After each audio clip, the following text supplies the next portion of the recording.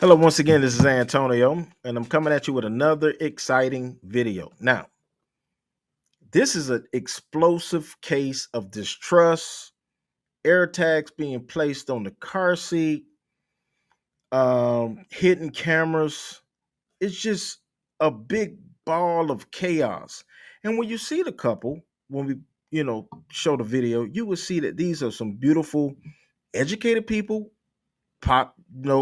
saying successful people, even by the way they carry themselves, even by the angles of the homes that they are display in the video, you're going to see a lot that happens and it shouldn't happen, right?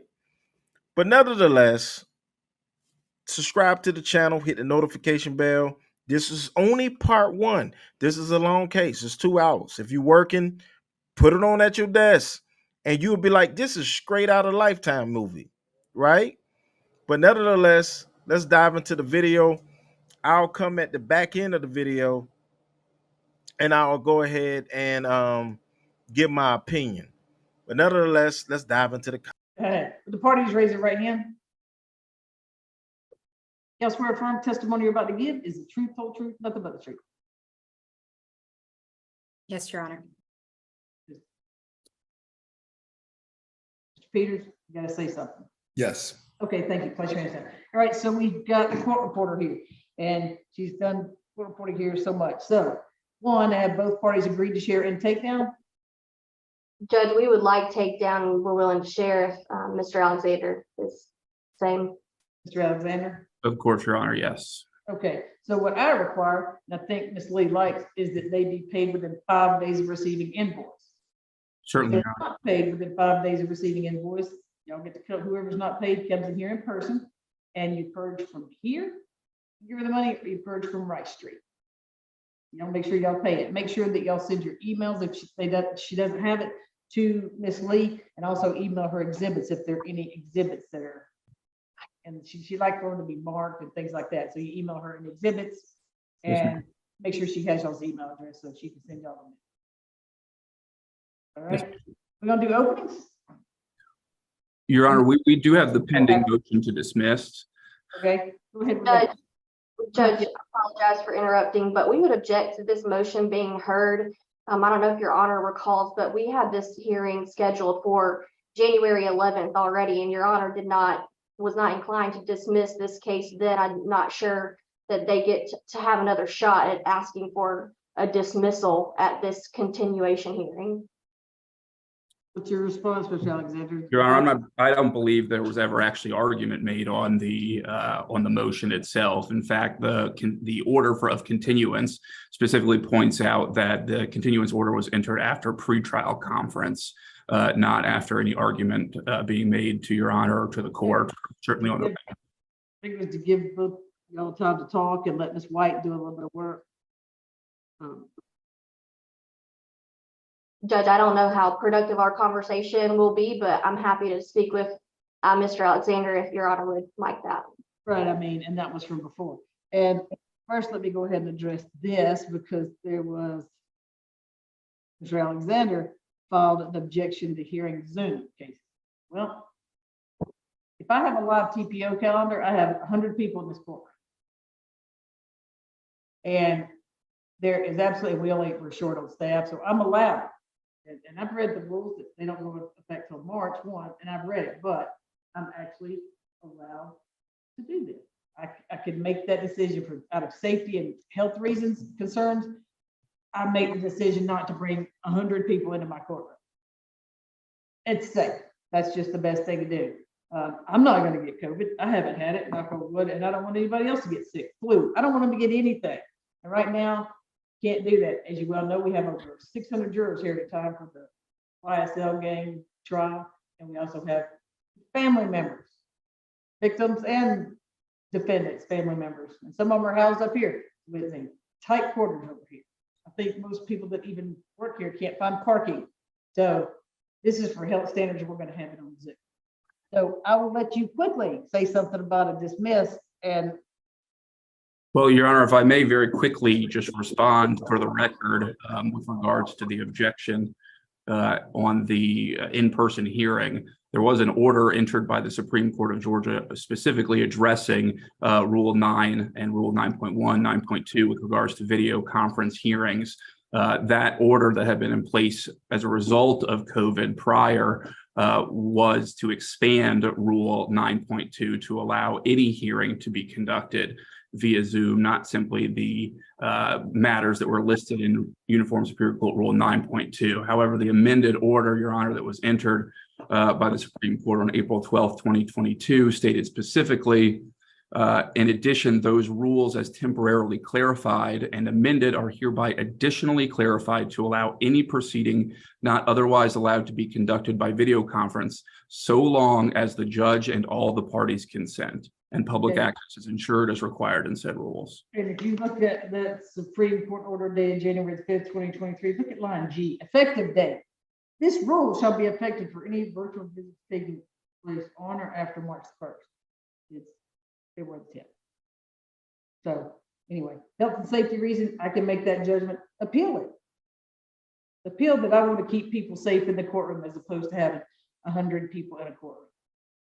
I appreciate that, Your Honor. There's certainly obviously serious implications in a TPO hearing on the respondent, and simply that's why we're voicing this objection, and I understand our rights of appeal. No, and also understand that you don't do that until you file this. Yesterday, that's not how you do something, because I've had parties say we want to have it in person as long as they tell me in advance, but you filed the objection yesterday. So I'm going to deny that, so we'll move on. Now go ahead with your motion to dismiss, because that was filed yesterday at 12:42. The objection, correct, Your Honor. The motion to dismiss, as this counsel for petitioners pointed out, has been pending for some time now. No, I mean, we'll hear that, but your objection, and it, obviously, I didn't get a courtesy copy. I didn't do it until I opened it up this morning and looked at it. But go ahead with your motion to dismiss. I'll hear it. Go ahead. Certainly, Your Honor. With regards to the motion to dismiss, our claim is that it fails to state a claim upon which relief can be granted. The specific allegations contained within the petition, Your Honor, all stem from all fall under the, if you look at 19.3.1, it would be the stalking provision within 19.3.1 B. There's no allegations within paragraph 4 or 5 with regards to violence. The allegations are with regards to a hidden and wireless camera that was found on December 17th, 2022, as well as another camera alleged to be discovered 12/7/2022, and then 3 AirTags alleged to be discovered on various dates. First, Your Honor, with regards to the 2 cameras, so that's in paragraph 4, specifically petitioner alleges that he, quote, discovered a hidden wireless camera and microphone buried inside of his office equipment that was located in the basement of petitioner and respondent's residence. All right, Your Honor, the statute governing stalking, Your Honor, 16.590A, specifically directs that a person commits the offense of stalking when he or she follows, places under surveillance, or contacts another person at or about place or places without the consent of the other person. If you go down further into that statute, Your Honor, it specifically points out, for purposes of this article, the term place or places shall include any public or private property occupied by the victim other than the residence of the defendant. So these claims that there is a camera that was found in their joint residence is the residence of the respondent, and on its face cannot fall under the stalking statute pursuant to 16.590. Your Honor, that is exactly the same issue we have with the claim in paragraph 5 on December 7th, 2022, when petitioner alleges to have, quote, discovered a camera hidden amongst cardboard boxes in the garage of the marital residence. So, Your Honor, those 2 certainly on their face do not fall under the purview of the stalking statute. There were cameras, alleged cameras set up within respondent's home. That is not stalking and cannot be stalking under the basic definition of 16.590A. With regards to the other claims, Your Honor, and specifically the other claims have to do with an AirTag device. It appears that there was one alleged on November 18th, 2022. It says petitioner, quote, discovered an AirTag placed on the new car seat he had purchased for the minor child. One alleged to have occurred on December 3rd, 2022. Petitioner discovered an AirTag affixed to his vehicle and was able to establish it belonged to respondent. And then 12/24/2022, petitioner, quote, found an AirTag in baby wipes for the minor child's visit with the petitioner. Your Honor, turning back to the face of the statute 16-590, it, again, to be stalking, first of all, needs to be an individual placed, quote, under surveillance. Your Honor, surveillance is not defined in the statute. However, it is defined in case law. And I'm specifically quoting this, Your Honor, from the case that is Jones versus State. That's 310 Georgia App 705.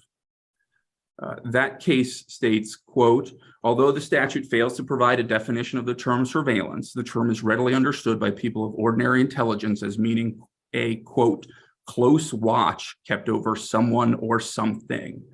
And then it goes on to, in that case, to talk about how this particular defendant was put on notice that driving to, parking at, and sitting outside the residence where the victim was staying constituted surveillance.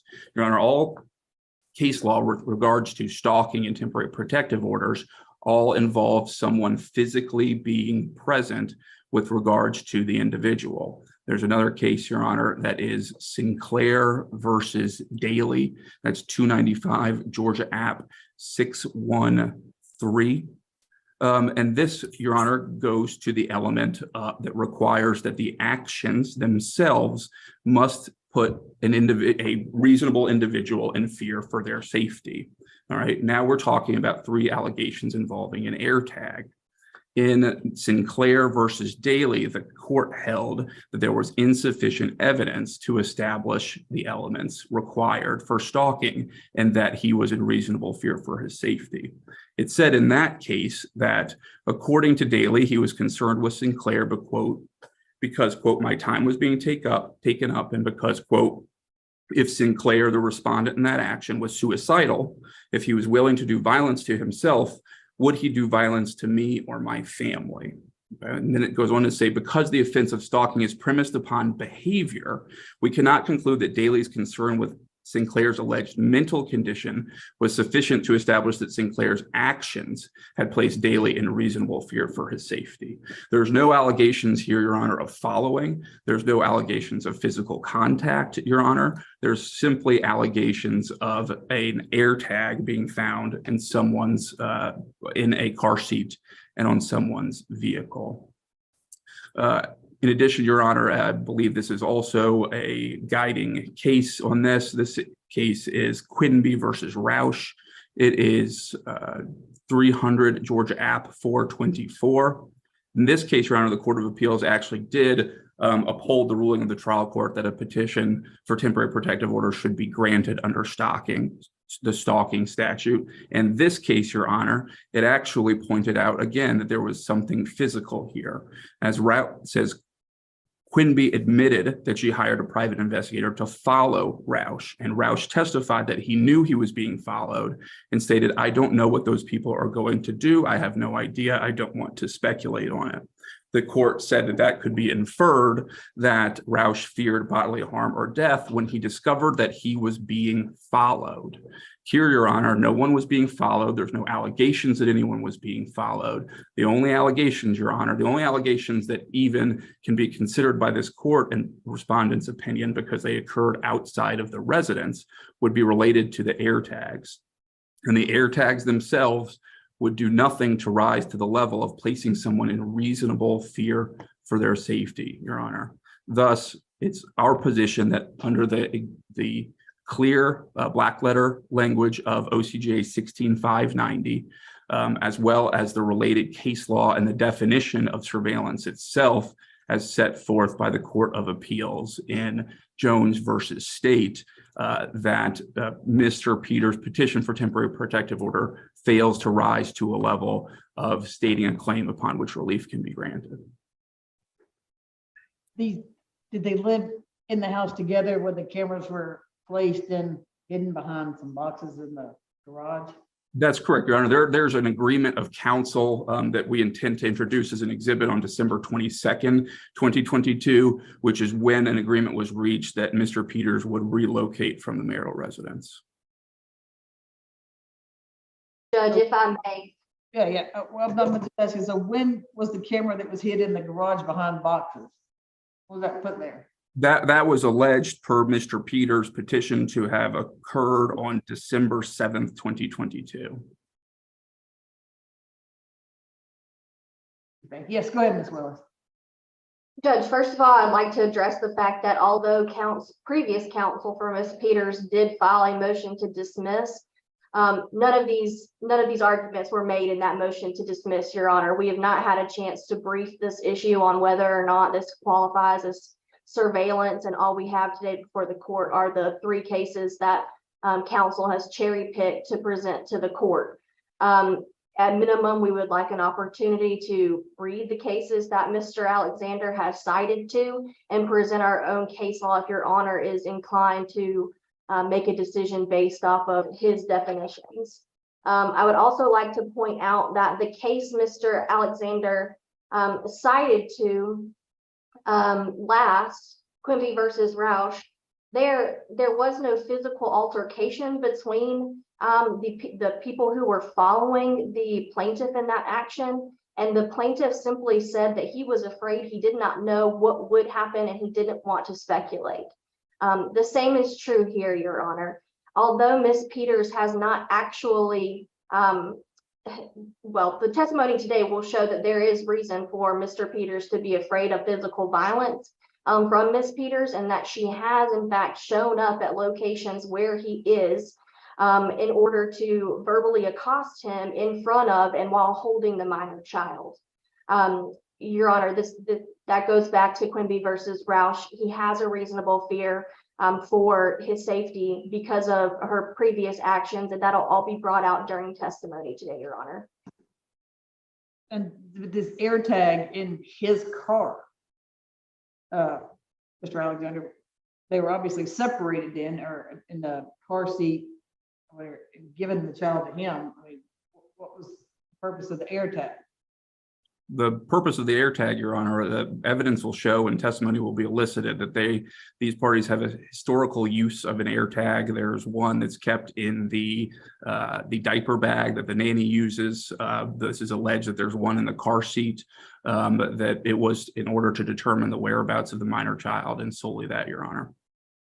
And Your Honor, if I may, I don't believe that I ever said physical altercation. What I was pointing out is the physical presence of an individual who could have, in the Roush case, who could have inflicted some sort of harm on the respondent there. Here, there's no allegations of physical presence whatsoever. And certainly I will go ahead and say, to the extent that they are attempting to elicit any testimony today that is not reflected in the petition, that I would certainly object to any of that coming in, because I just heard counsel for petitioner allude to there's all these other incidents that would give rise to him being in fear, but I guess they didn't give rise enough to go into the petition. So I'd object to anything coming in that claims that there's other grounds beyond what was pled here as grounds for the TPO.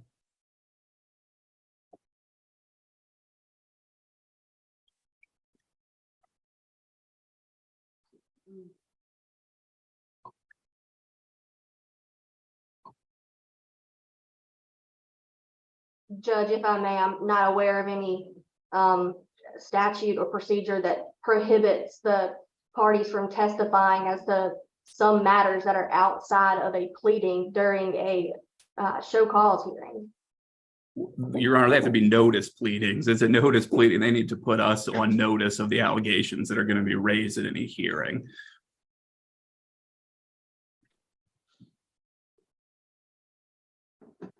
Well, I mean, and then you would say they are, if it's hidden cameras or AirTags or things like that, you're on notice of that type of behavior. What I would say, Your Honor, in response to that is that obviously this is pled with specificity in terms of dates, in terms of whereabouts of cameras and things like that. But I believe counsel for petitioner also alluded to showing up at places, verbal altercations, things like that. Certainly nothing to that extent is raised whatsoever within this petition. Your Honor, frankly, these are divorce issues. There's a divorce case filed here. It was filed well before the petition for TPO. This is pure posturing for a divorce matter. We have a 17-month-old child here, Your Honor, and we have a petition for temporary protective order based on an AirTag. We have a guardian ad litem here who's hearing this. Her focus should not be on this. Nothing has been filed in the divorce case claiming that there's an issue. No AirTag has been brought up in a divorce case. No cameras have been brought up in a divorce case. Nothing whatsoever has been filed in the divorce case. They are simply attempting to use this honorable court to posture in the divorce matter. And there is other evidence, Your Honor, that there's other courts, including a court in Illinois, that is also being used to harass Miss McCowan Peters as part of the overall litigation involving the divorce and the minor child. This court should not allow Mr. Peters to use this court to go outside of the divorce matter to litigate matters that are this sensitive, that can have direct impact on Miss McCowan Peters' future, her career, her aspirations. The mother of this 17-month-old child should not be subjected to this. These are issues for a divorce court. These are issues for Miss White to take into consideration in forming her recommendation as part of her investigation. If Your Honor is to enter a protective order against Miss McCowan Peters, it is in essence destroying any ability she has to properly litigate her divorce case. She now has a restraining order from coming anywhere within the father of this child. He has not raised any of these issues whatsoever in the divorce matter, and I think that is exceptionally telling, Your Honor. None of this is before Judge Farmer, not one single allegation of it. Judge, if I may, there has been one 30-day conference in the divorce matter. There is a temporary hearing coming up. But furthermore, one of these acts that we are alleging occurred after the divorce was served on Ms. Peters. So the standing order didn't do what it was supposed to do in terms of limiting Ms. Peters from stalking Mr. Peters. And that's why we sought this protective order, Your Honor. This is the only thing that has been stopping Ms. Peters from continuing these acts of stalking and surveillance against Mr. Peters. And Judge, we are not trying to posture in any way to present Mr. Peters in a better light to the divorce court. He's not asking that she not be allowed to come around the child in this case. There is a temporary parenting plan in place right now until the parties are actually able to go to the temporary hearing in March, Judge. And as Your Honor knows, I'm not sure if Your Honor recalls, but when we came in for the ex parte, I actually altered the petition that is standard to include that the parties can be around each other for the exchange of the child. There's no reason outside of that Ms. Peters needs to be in Mr. Peters' proximity outside of a courtroom, which clearly does not apply to the parameters of a TPO. Your Honor, this is clearly an emergency for Mr. Peters as it pertains to this court, but it is not an emergency for Mr. Peters as it pertains to the divorce court. He is not even attempting to raise it. That does not matter if there's not a 30-day status conference during which to raise these issues. Your Honor is well aware that they could file for an emergency hearing. They could file for expedited relief. They could file for contempt of the standing order. They have done none of that, Your Honor. Judge, and certainly we would. Ex parte has been in place for the past 30 days or longer. It's been, we had this hearing in January 11th, and this ex parte has been in place.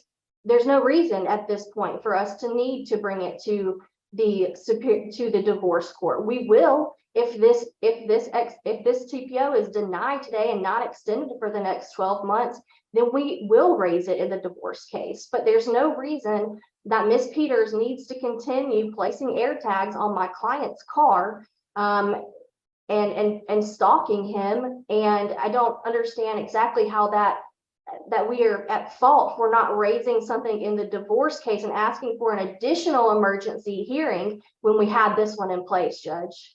That's right, Your Honor, because they want 2 bites at the apple. You just heard from Mr. Peters' counsel that if Your Honor denies the TPO, then it will become an issue for the divorce court. Not, it's an issue for the divorce court right away. It's an emergency issue. It just so happens that all the orders of continuance filed in both cases, Your Honor, both civil action numbers at the top. So there is no excuse whatsoever. Ms. White's order appointing Ms. White as guardian entered in both cases, Your Honor. This civil action, I know, Your Honor, I saw Your Honor's signature. And I appreciate it. We're very excited to have Ms. White involved in this matter.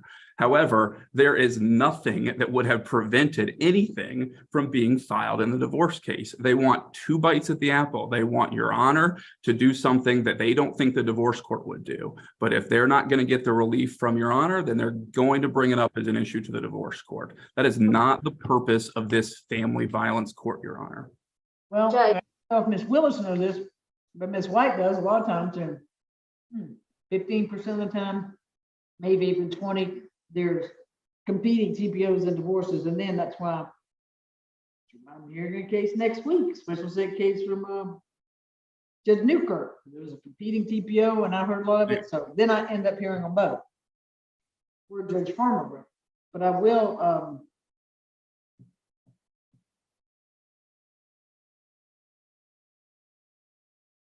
When is your temporary hearing? I believe that's scheduled for March 20th, Your Honor.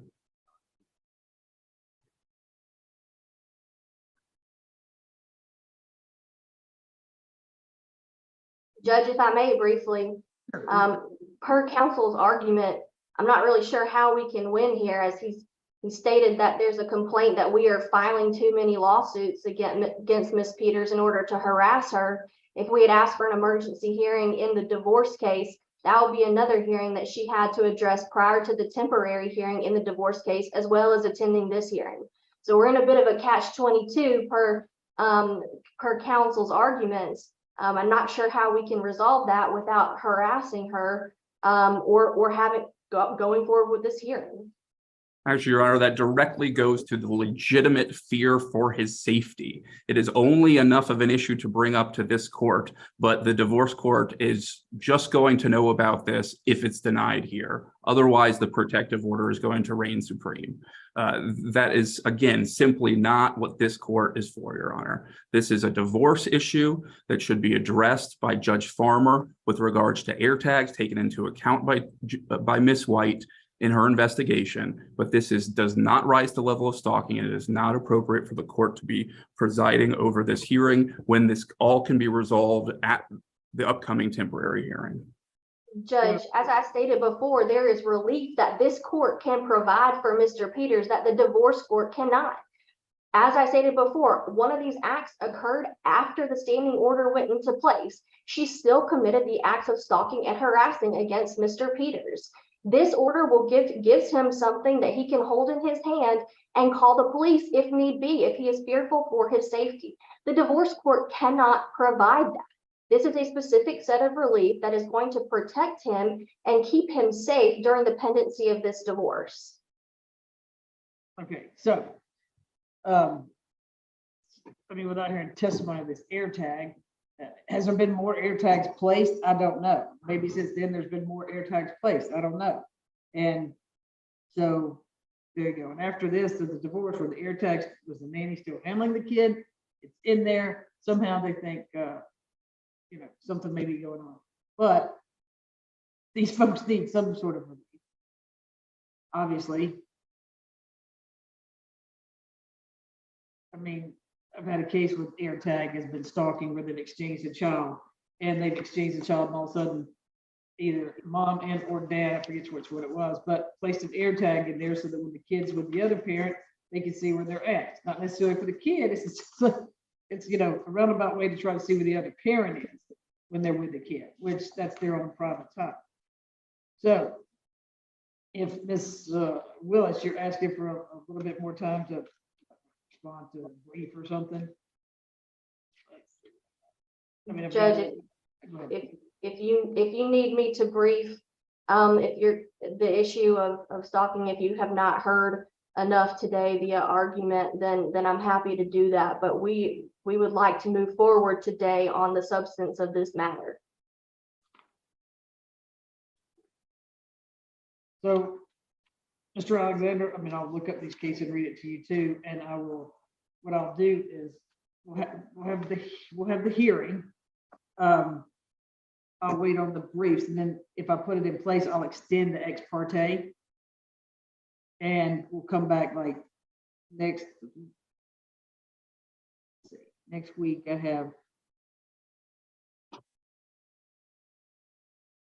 probably Wednesday. I have a special set 2-day trial that's supposed to go. That's one from Judge Newkirk.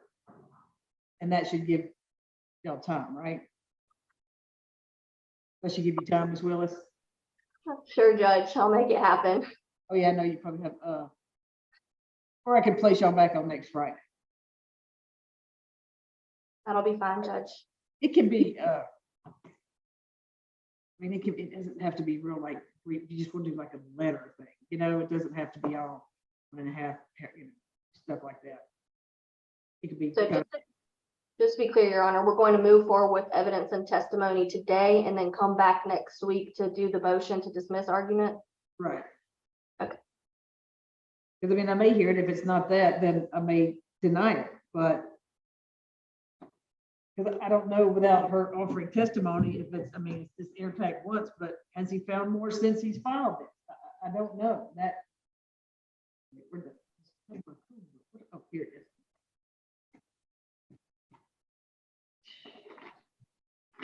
Your Honor, with respect to the two claims that occurred within the residence itself, I would ask that I don't believe the court needs any case law with regards to that. That was the residence of the respondent. That is where she still resides. There is no allegation to the contrary with regards to that, Your Honor.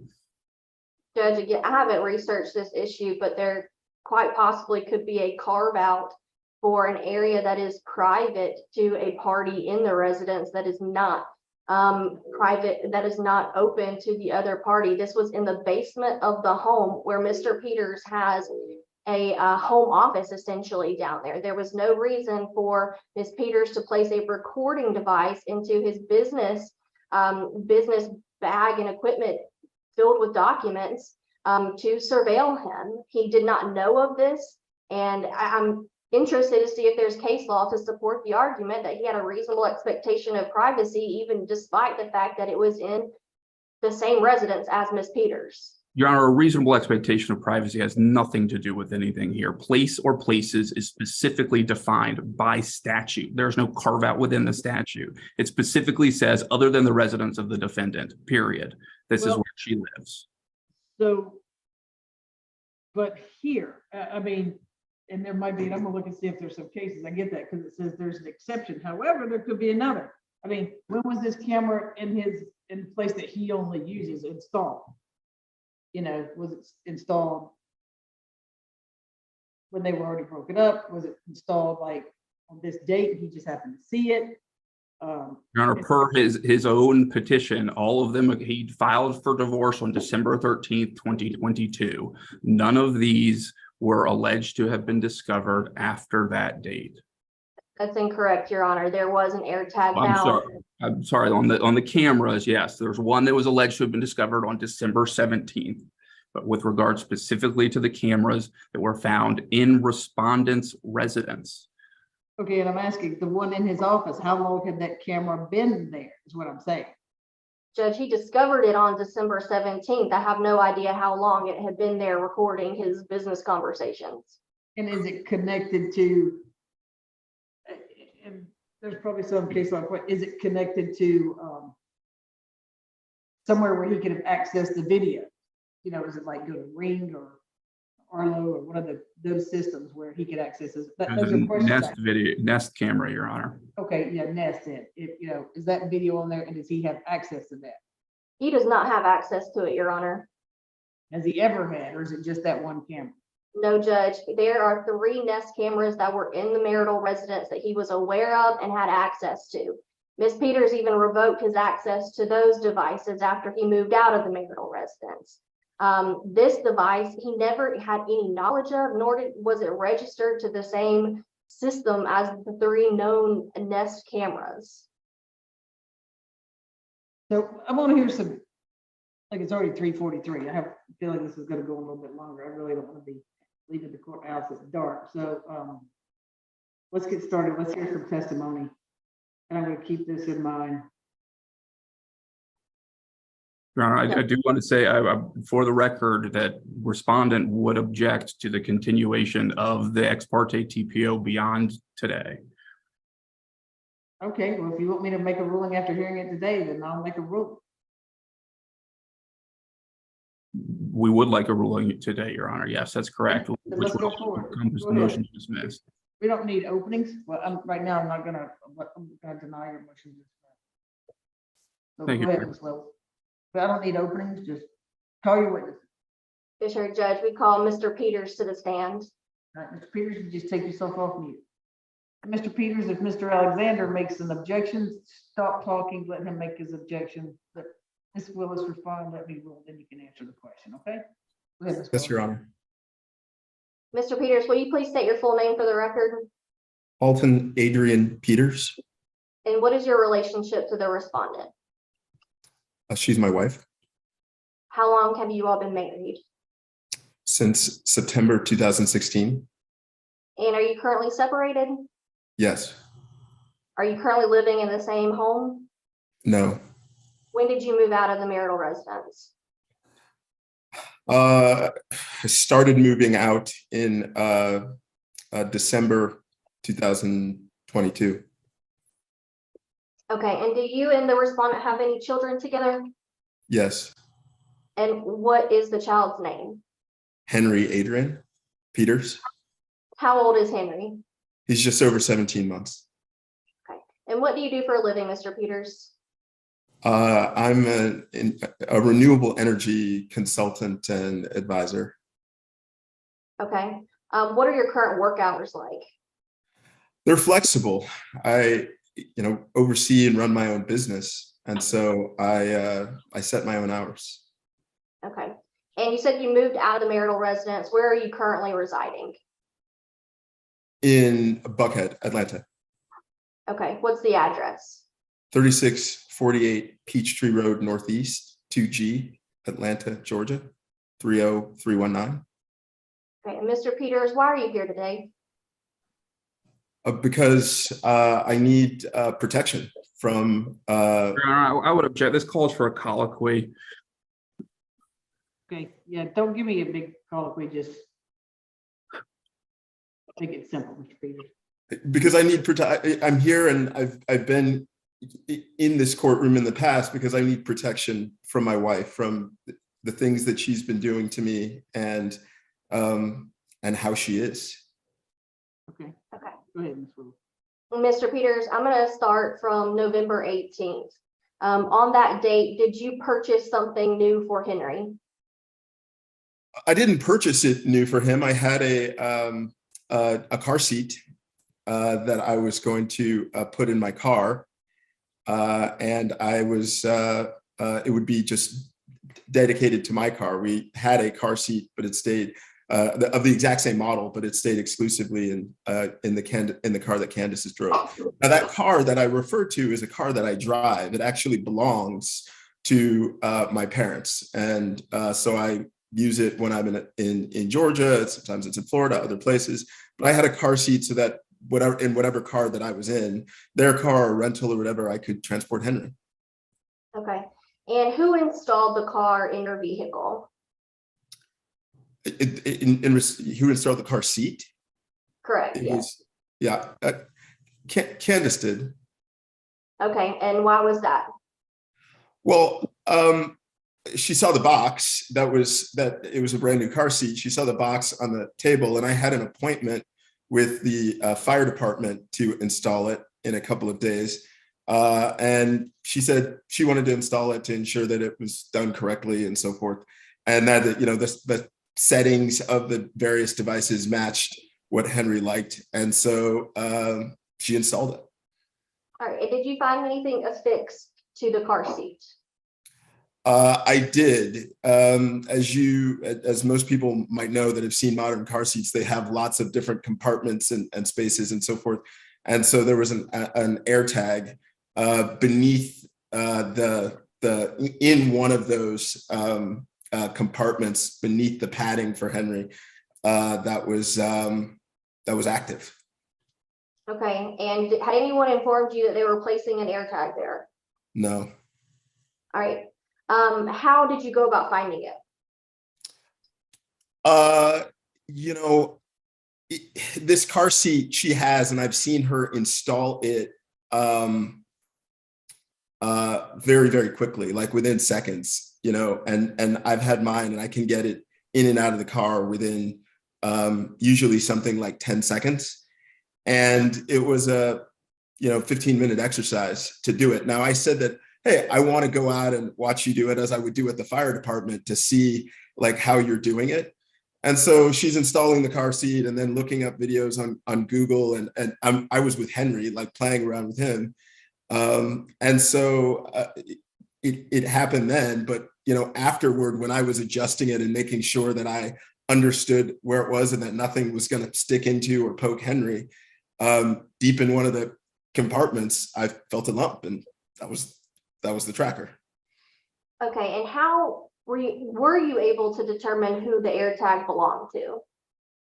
I was. And how did you figure that out? Well, they're Apple, which manufactures the AirTag, they've released some apps that allow you to determine, and others to determine, if you're in the presence of an AirTag, and if so, is it somebody that's, are you in the presence of an AirTag that's not with somebody you're with? And so I had the AirTag with me, and it would, pop up on that app, and then I'd go back into Candace's presence and it would kind of go away. And then you do that a bunch of times when you're the only people around, and you discover the commonality of this is that it's linked to Candace and her phone. And what did you do with the AirTag? Well, initially, I left it where it was because I thought it would be, explosive if I immediately removed it, and I thought that there would be additional tracking. But then when I left several days later, I removed it from the car seat, and I just wrapped it in foil. And actually, the location of the tracker was such that I was always somewhat concerned that I would object to this as non-responsive, Your Honor. Okay. She'll have to ask you a question, Mr. Peters, okay? She can ask you a question about something. Go ahead, Ms. Willis. Mr. Peters, what was unique about the location of the AirTag? that it seemed in a spot that could only annoy and cause discomfort to our son Henry. And so rather than leaving it there and forcing him to be uncomfortable, initially when I kept it in the car, I removed it from where it was located in the padding where there should be nothing right there. Everybody knows you don't modify these things. And I just put it in the console. Okay. Do I have the AirTags now? Yes. Your Honor, I have the 3 AirTags with me. As Exhibit 4, they are wrapped in tinfoil so that they can't be traced right now. If Your Honor would like to see them outside of the tinfoil, I'm happy to unwrap them. I would prefer to keep them wrapped, but I can unwrap them if Your Honor would like. I mean, I'm fine. You're an officer of the court. So there's 3 AirTags. Correct, Judge. Okay. I've just heard about 1, right? Yes, Judge. Okay. Yes. Okay. All right. Do you all have a nanny for Henry? Henry has had a nanny for a bunch of his life, yes. What is his nanny's name that you guys have used in Georgia? Lauren Hill. Okay, does Lauren use the car seat in your vehicle at any point when she is watching Henry? No, Does she use your vehicle at any point when she is watching Henry? no, Okay. Was this the only AirTag you found in your belongings? no. Okay. I want to turn to December 3rd. Did you find another AirTag that day? Yes. Okay, and where was this AirTag located? It was affixed to the undercarriage of the car that I mentioned that's the subject of this petition, the Kia Okay. Telluride. All right, how did you find that? I was checking the air pressure in the tire, and I was kind of wondering what was going on, and I got underneath the car and I saw a glint of something. And so then I went underneath the car and found an AirTag, in that case, in a weatherproof case with an adhesive on it. And so it had been in that case and was stuck to the underside of the car.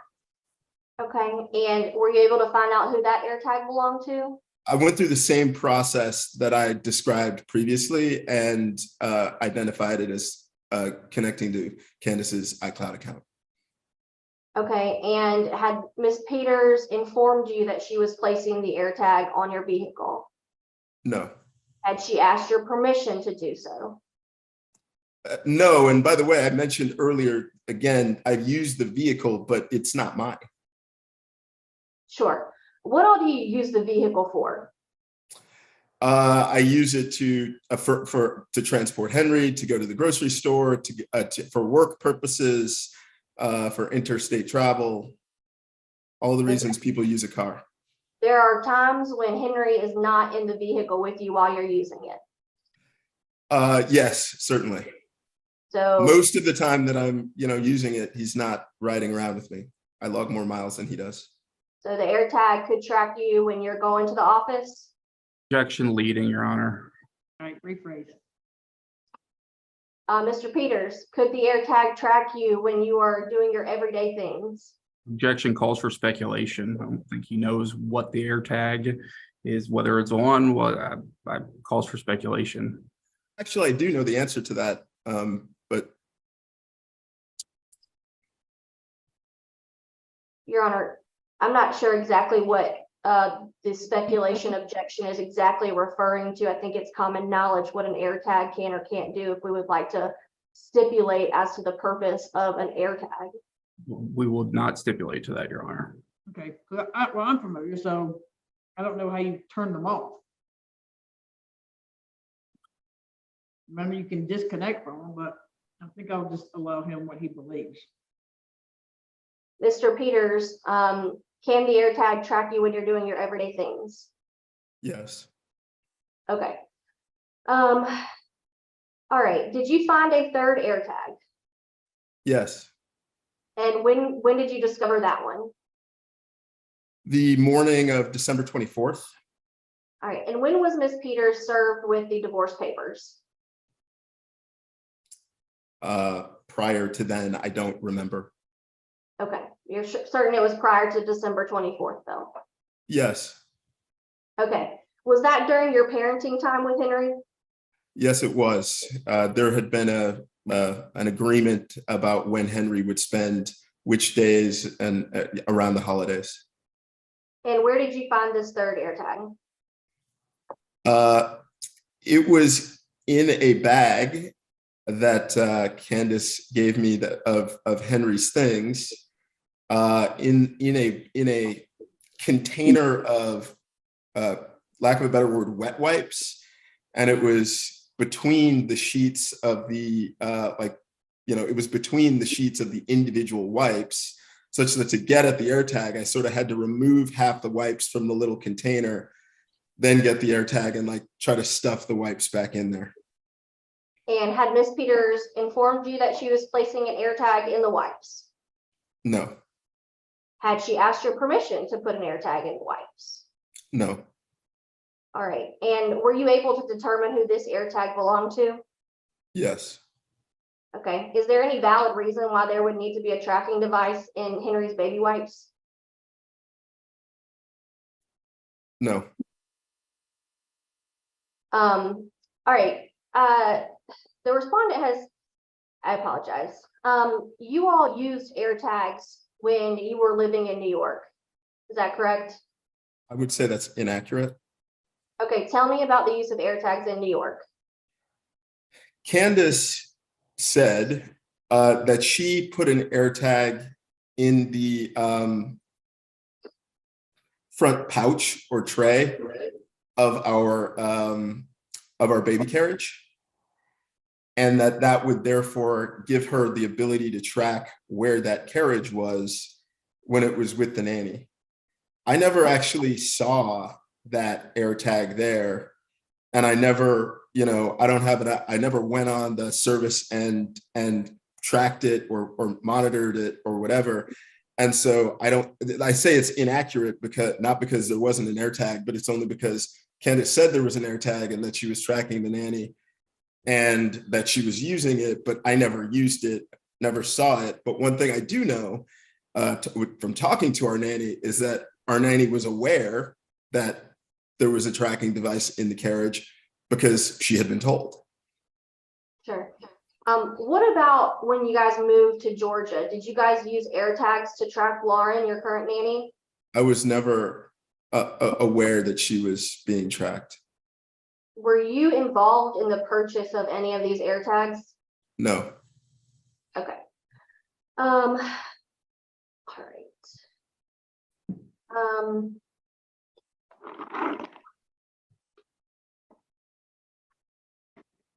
All right. Did you find any other recording or tracking devices in your belongings that were not AirTags?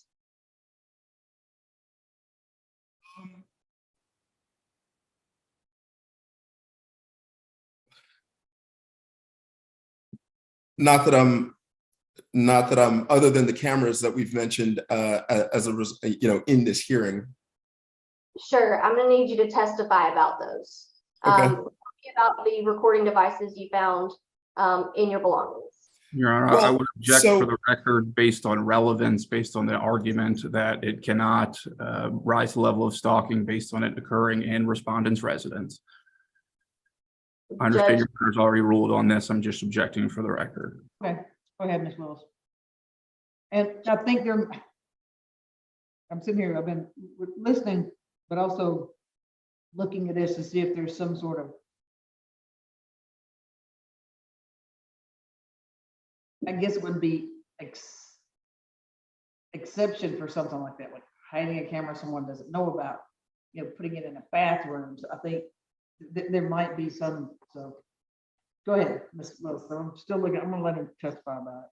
I'll give it the weight I think. Mr. Peters, tell me about the recording devices that you found in your belongings. So our former marital residence was a townhouse, a 3-level townhouse, where the bottom level was kind of a basement that was around the corner from the garage. It became a depository for a lot of the things that we just didn't unpack when we moved in late June, or excuse me, late July, early August, right? Like boxes and so forth, but also like my business files, and over time it accumulated my personal items as well, because I had stopped sleeping in our bedroom and I had begun to sleep on the couch, the pull-out couch in the basement where there was an office, a desk that I could use. And so I found a camera in my personal effects while I was searching through those old boxes, most of which hadn't been moved for months. While I was kind of going through those boxes in my personal effects, when they were there, I found this device. Was the device on when you found it? It was lit up. It's a wireless. It appeared to be a wireless device, and it had a light that was on. Okay. Did you have any knowledge of that prior to finding it? No. Were you aware of any Nest cameras in your home? I was aware of 3. Okay, tell me about those 3. Where were they?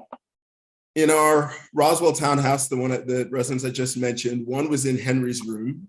One was in our living room, or whatever you want to call it, the main room of the townhouse. And one was across the living space, kind of bookending in the dining room. And they were basically designed to encapsulate the space in which Henry had freedom of motion. All right. Did you have access to those Nest cameras? Yes, we had those same Nest cameras kind of with a similar setup in New York, and I had access there. And then when we moved to Georgia, I had access until that access was terminated in December. Your Honor, permission to show my screen, share my screen. I'm showing you what's been marked as plaintiff's exhibit 6B. What is this document, Mr. Peters? This is an email that I received from Google or one of their entities telling me when I was removed from, when my access was terminated to the 3 Nest cameras that I just mentioned, the one in Henry's room, and then the one in the dining room, and in the living room. Were those Nest I'm sorry. Is this email or is this screenshot an accurate and fair representation of the email you received from Google Nest? Yes. Has it been altered in any substantial way? I think the logos, I think it was color, but it's, this is a black and white rendition of it. Sure. I don't know if that's what you mean. Your Honor, this time I would tender plaintiff's exhibit 6B into evidence. The objection? 2 objections, Your Honor. 1, it has no probative value for the issue before Your Honor. This was dated, it appears, December 19th, 2022. All allegations with regards to cameras, and specifically Nest cameras, ended in December 17th, 2022. Additionally, it is classic hearsay that's being offered for the truth of the matter asserted. Your Honor, this goes to whether or not Mr. Peters had knowledge of certain Nest cameras in his home.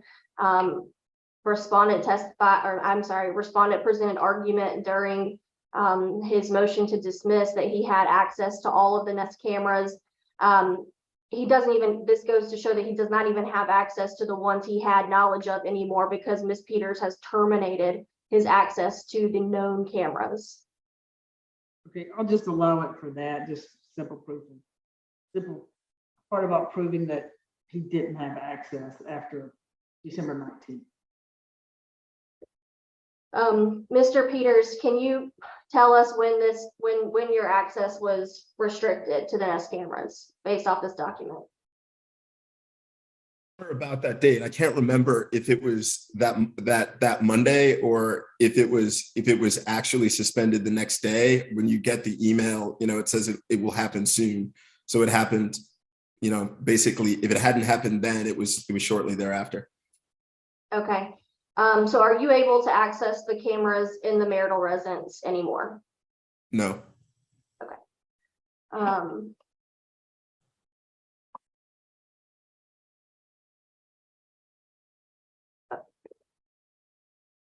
All right. Were the cameras that you had knowledge of, were they open and obvious in the home? Yes. Did you all inform the nanny about the cameras, the 3 that you were aware of? Yes, we did. Okay. But the one that you found in your belongings, that was not open and obvious, was it? It was not, because it was wireless. So the 3 Nest cameras that you've mentioned, they all have long wires coming out of them, and they're perched up high, and so no one could fail to see the camera and the long wires kind of snaking back to an electrical socket. The one that was in my personal effects was completely hidden. All right, and let's talk about the basement a little bit more. Was the basement ever used as a play area for Henry? No. And did you tell me about the surroundings of things that might be exposed in the basement area? Things that might be exposed. Could you clarify? Sure. Is there anything in the basement that would have been dangerous for Henry? Sure. There were half packed, half unpacked boxes. There were lots of books that were stacked up really high that could potentially topple over on him. There was a serrated knife among those boxes that'd been used to cut packing tape. There's a bathroom down there that until recently had unsecured cleaning agents in it. None of the plugs down there have the little child safety. None of the sockets have the child safety plugs. So it's all of those things. Okay, and was the rest of your house that Henry actually played in, was that baby proofed? It was. I mean, the stairway leading down to that basement was behind a baby gate, which is why the things on the other side of it, the garage and that room, were not baby proof. But in the rest of the house, there were the U locks on the cabinets that stopped the cabinets from opening, and the plugs, the sockets all had baby plugs. And in general, we kept cords and those sort of things out of his zone, and there weren't things that could, that he could easily, reach and topple over onto himself. Okay. And you stated that you were sleeping in the basement and you had a desk in there. Were you operating your business out of the basement at times? Yes. Did you speak on the phone about proprietary information while you were in the basement? On the phone and like this on the computer via Teams and Zoom. Okay.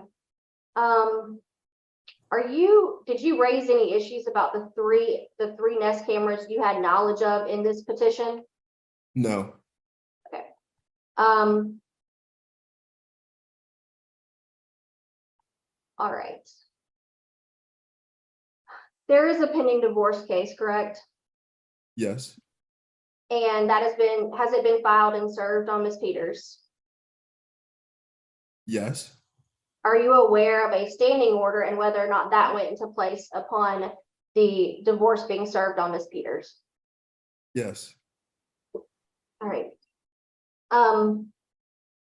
Tell me about Ms. Peters, the relationship and the temperature of the relationship between you and Ms. Peters right now.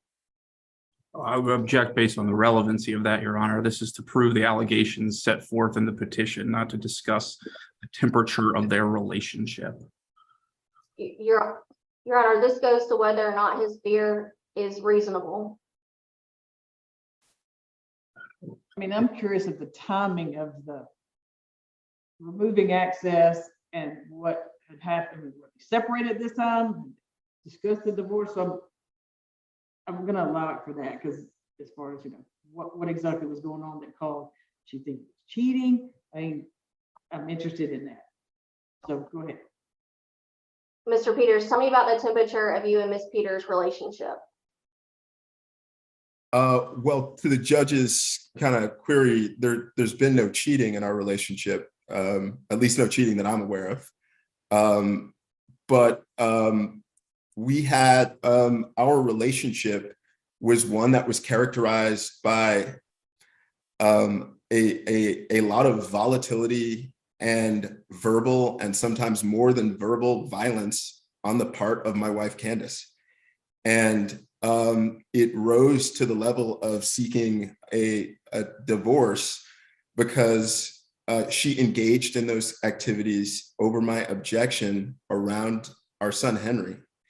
Specifically, prior to the granting of this petition of this TPO, there were numerous incidents wherein she was yelling and cursing extensively around my son while holding my, around our son while holding our son.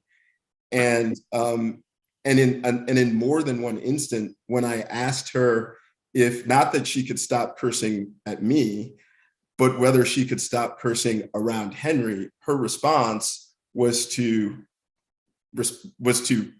not only curse me out, but to say absolutely, I'm paraphrasing because there was a lot of profanity, like that she wasn't going to desist from the profanity, but actually would redouble her efforts and use even more.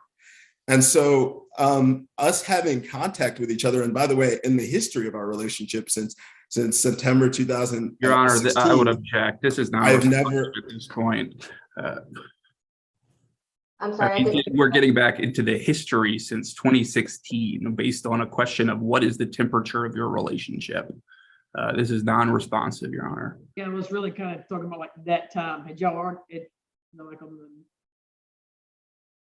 The divorce hearing. right? If you said I want a divorce on December 1st, where that was, I guess that time when. Sure. So, Your Honor, like this profanity and this cursing around my son and so forth continued on after the petition was filed. In fact, it happened, the morning of December 24th, right before I.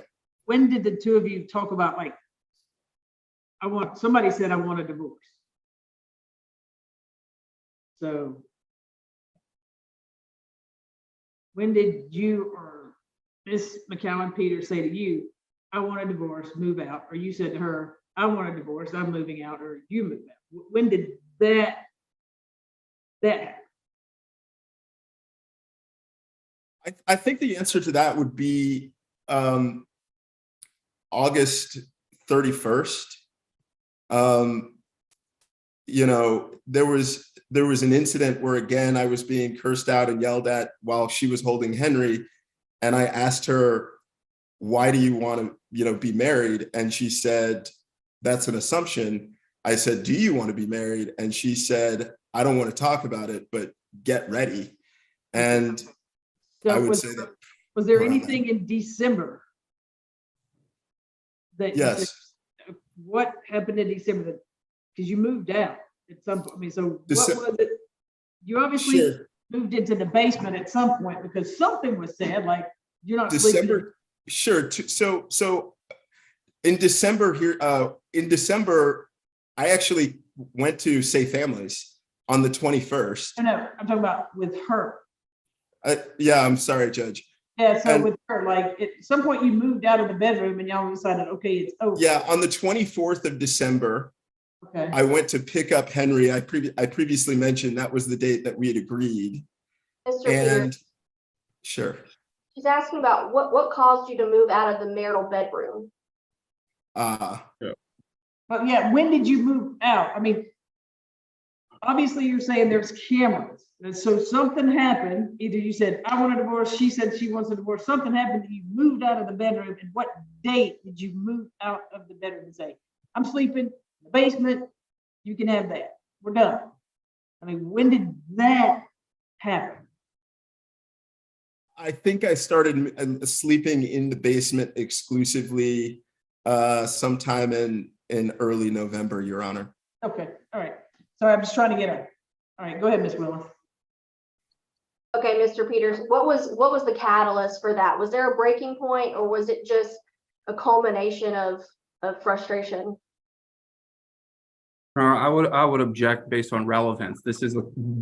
We're testifying now to the causes of the separation, which is quintessential divorce litigation, not for a temporary protective order. So I guess what I'm trying to think about is if he was there when the 3 main cameras were installed, at some point these other cameras were installed. So there had to have been a trigger. Either there was a break-in at the house or something triggered the installation of these other 2 cameras. So I would assume, I mean, in a way that if they're being put on his car that he drives and in the car seat, in the car that he drives, when that was put in there, had he already moved into the basement? Had they said we're getting a divorce? Was it obvious? I mean, something triggered the installation of these other So, cameras. Your Honor, yeah, And- Your Honor, I don't actually know when the cameras were placed. I only know when I found them. I can say that when I found the tracking devices, I had long been sleeping in the basement, outside the. Okay, so when you found those, when the 3 cameras were installed, I mean, were you there when they were installed? And it's like, okay, these are our 3 cameras. You're talking about the Nest cameras to which I had access? Yes, absolutely. I knew where the locations were. I proved them. We had discussions around whether Henry could pull them down and those sorts of things. And we pointed them out to, people that came in. So tell me, something happened for her to remove your access. Was there a fight?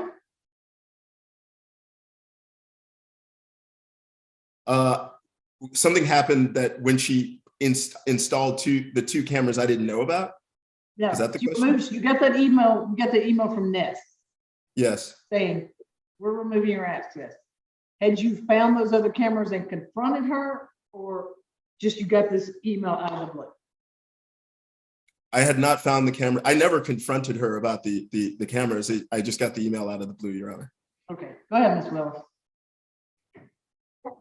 Okay, is it common for there to be yelling and aggression between you and Miss Peters? No, it is common for there to be yelling and aggression directed at me by Candace, but I don't curse out my wife. Never have. Okay. Tell me about the time when you picked up Henry and took him to the park. I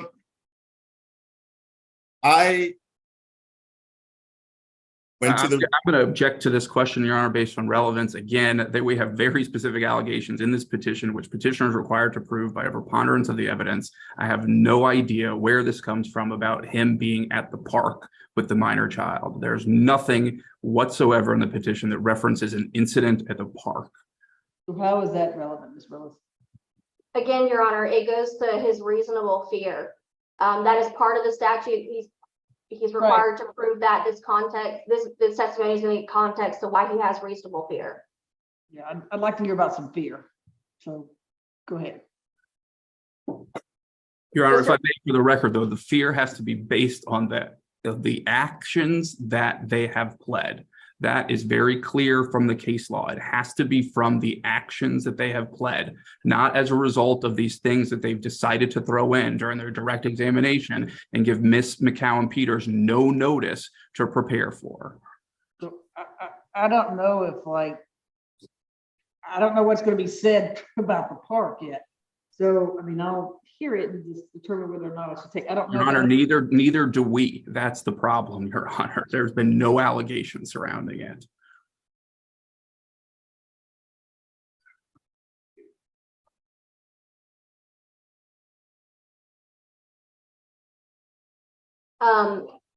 Your Honor. Ask the question again, let me hear it. Sure. Was there a recent incident that occurred between you and Miss McCowan when you had taken Henry to the park? Is it Yes. recent, meaning post filing of this TPO? No, Judge. Okay, what time are we talking about? Sure. Mr. Peters, do you recall the date of that incident? December 18th. Okay. Tell me about what occurred on December 18th. Your Honor, I'm just going to raise the same objection. This was filed December 29th, yet there's no reference whatsoever to any alleged incident occurring on December 18th. The following day, December the 18th, that's the moment I can't read it. I am happy to read it, Your Honor. Confirmed to the respondent about the devices being found in his vehicle, tracking him, and admitted to having placed it there. So I'm trying to hit so something happened on the 18th because it's right there. So maybe this is go ahead. Just tell me what happened on the 18th. I picked my son was with the nanny. I went to the townhouse. I saw that he was watching television. I told the nanny that I was going to take him to the park and then take him to dinner, packed him up and left. I was at the park playing with him, and shortly thereafter, I got a call from Candace. She was very upset and asked me where I was, and I told her I was at the park, and she said, "I don't know if I believe you. I should call the police." And she said specifically, "We're going to be in front of a judge on Monday over this." And I think that was like, I can't remember what day of the week it was. It was late in the week. And so, a couple minutes later, her parents showed up at that park, in their cars, and were, watching us play. And so I played with Henry for a while, packed him up, and I was taking him to dinner. And then I noticed behind me that Candace, who had been at work at that time, had come up and was actually like following me. And so, and I'd mentioned to her parents, I said, "Look, if you want to follow me, here's where I'm taking him to dinner. If you want to you can follow her, you can meet me there." But Candace had come off work in Atlanta and was now following the car. And so then when we got to the restaurant, I was taking Henry out of his car seat, the previously mentioned car seat, and she snatched him away from me out of my arms, and simply refused to either go in or whatever. Like, was like, this is over. And so I just, I couldn't have that opportunity to take my son to dinner. I took him to a place, he likes quesadillas, so I was gonna take him to a place that has good quesadillas. Your Honor, And so later we were at the my house, objection and she again to this admitted at that being- time that she had What placed is the that? tracking devices. I would voice my objection again, Your Honor, to any of this being considered. The sole reference to December 18th is that petitioner confronted respondent about devices, and petitioner found in his vehicle tracking him, and respondent admitted to having placed it there. Now I've got an allegation about being tailed. I've got an allegation about third parties showing up. I've got an allegation about snatching the child. None of this has been pled, Your Honor, none of it. And that was his opportunity to do so. I don't know if he was finished. I'm assuming you're getting to where you confronted her about these, because you found the trackers, but you didn't remove it from your car. You threw it in the console. So are you getting to the confrontation? Afterward, I was at the house, and I asked her, or at that point accused her of having placed tracking devices on the car, and she admitted that she had. Did things escalate after the confrontation while you were still at the home? Yes, she used extensive again, Henry was right there. She used extensive profanity, kept closing the distance with me, and jabbing her finger in my face, and at one point balled up her fist and shook it at me, kind of made like one of these kind of gestures. All very unfortunately, like very typical stuff from Candace. If you she closes space, yells at people, curses at them, and threatens them, and that's what happened to me. Your Honor, at this time, I would request to play a recording, which has been labeled as Plaintiff's Exhibit 2, related to this incident. I will play a bit for Mr. Peters to identify himself in the recording. It's just audio recording? Yes, Judge. Okay.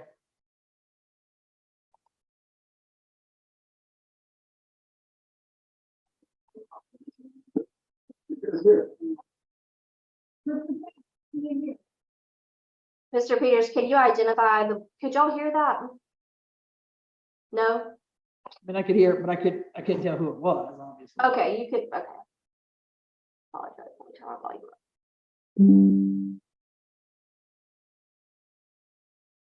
Okay. Could y'all hear that one? I can hear it. It's a little muffled, but I mean, I can hear it. Mr. Peters, could you identify the voices in this recording? That's Candace and me. All right, and has this recording been changed or altered in any substantial way? I don't think so. It Is this a wasn't by me. Is this a recording that you took on your device? Yes. Your Honor, at this time we would tender plaintiff's exhibit 2 in the evidence. No objection, Your Honor. Go ahead. So, do you give your cases for taking up the phone? I can't, because I'm not going to, because again, I pay rent for this place. My name is on the lease. This is my house. And so I'm gonna come in and do what I want. You gave the fabulous today. I'm not, So, this doesn't happen when you're not around. This doesn't happen when you're not around.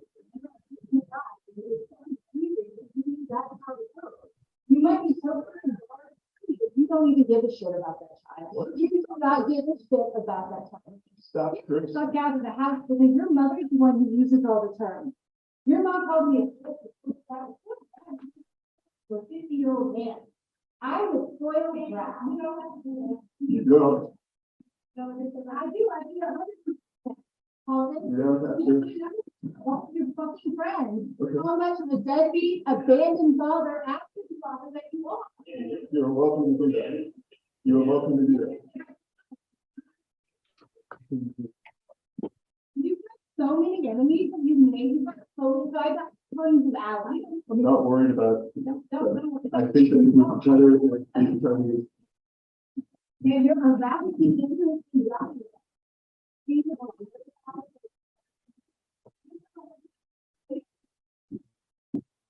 Mr. Peters, can you tell us who those voices in the background are? Candace's parents, Myra McCown and Melvin McCown. Okay, is this typical of a conversation between you and Candace? To the extent that what she's doing is cursing at me and refusing to stop and, you know, elevating her. Yes. Was Henry present during this altercation? Yes. In fact, you can hear her say in that video or in that audio, you know, when he starts crying that because she's yelling that, you know, it doesn't happen. That doesn't happen when I'm not around. I mean, he was there. He was very upset. Sure. All right. In that moment, in those moments, are you afraid of what may happen if the conversation continues to escalate? Yes. Okay. Was there also an incident that occurred on December 24th? Yes. All right. Tell me about that day. What happened on the 24th? Your Honor, I would object to any testimony beyond the specific allegations that on 12/24/2022, petitioner found an AirTag in the baby wipes respondent packed for the minor child's visit with petitioner. He has already testified to that. I do not know what they're going to get into for the 24th, but certainly this was filed after the 24th, and any allegation of any incident that occurred on the 24th should have been put into the petition for a protective order. Ms. Willis, what are you, Proctor, what it is you want him to testify? Sure, Judge. This is another altercation that occurred the same day he found the third AirTag in his belongings. She continues to retaliate against him when she's angry by placing AirTags in his things, and this will give context to those allegations. Okay, just briefly. Sure. Mr. Peters, can you briefly describe what occurred on the 24th? Briefly, Candace cursed me out when I went over to pick up Henry as we had agreed. And in the context of doing that, slapped me across the face and caught her finger on my eye while holding Henry. And Mr. Peters, this was after she was served with the divorce papers, correct? Yes. Okay. Did you come to know that there had been an agreement between attorneys that you were not aware of? I eventually came to know that, yes. Okay, and what was your understanding of that agreement? What was my I'd understanding? object to lack of foundation, Your Honor. I'm not sure at all what we're talking about here. Yeah, what are we? Judge, I talking- can move on. I can move on. All right, sustain, go ahead. Your Honor, I have a second recording for the court that's been labeled as Plaintiff's Exhibit 8. What was the date on this one? Oh, this is December 24th, Judge.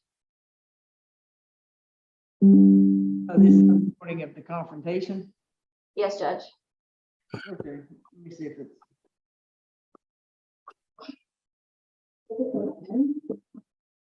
Okay, you said that.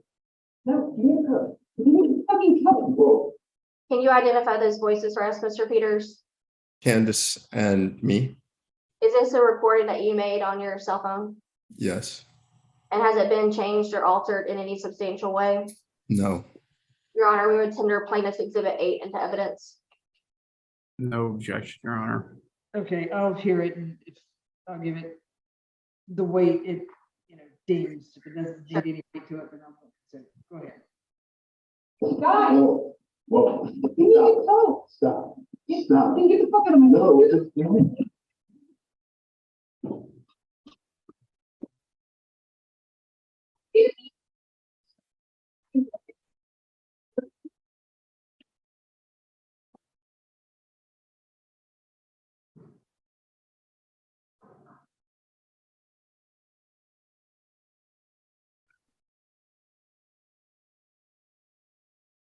So that was it, because I don't hear anything. Is that it, Ms. Willis? All I heard was like, Sure, Your Honor, I can have him just testify about the circumstances and what occurred afterwards. so that was the recording was just that little. No, Judge, I was planning to play another minute and a half of it. Oh, okay, so go ahead. I thought that was it. That's why I was like, okay. No, Judge. No, you're putting it in my house. That's a fucking bullshit. Then get the fuck out of my house and I won't.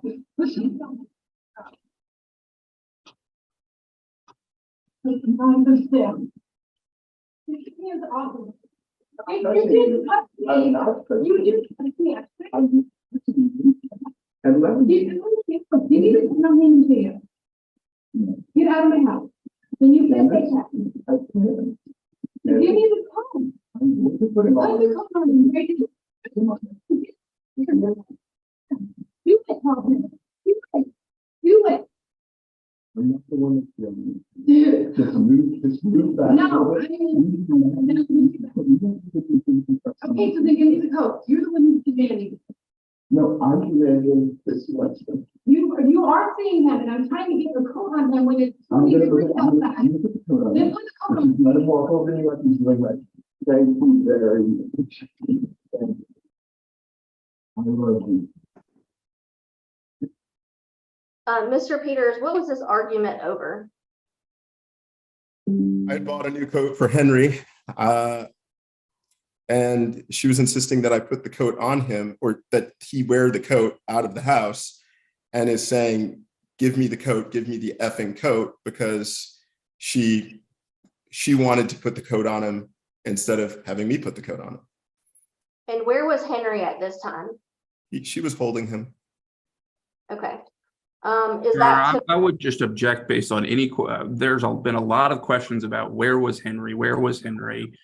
This is, again, goes to this posturing for divorce. He did not file on behalf of the minor child. This goes specifically to his fear for his personal safety, Your Honor. This is all being tossed in solely for the divorce posturing that we were concerned about.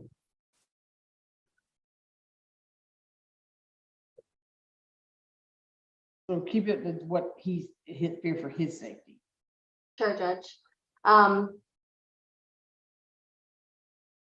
Okay, what resulted between you and Miss Peters? Was there a physical altercation during this exchange? I object, Your Honor. He's already testified to the fact that he was, quote, slapped across the face. Okay. I'll move on, Judge. Did you report that altercation to anyone? Yes. And who did you report it to? I eventually filed I filed a police report with the Johns Creek Police Department. I initially tried to file it in Roswell, which is the address of the townhouse. Okay. Did anything come after the police report? Did anything occur? Not as I'm aware. Okay. Let me.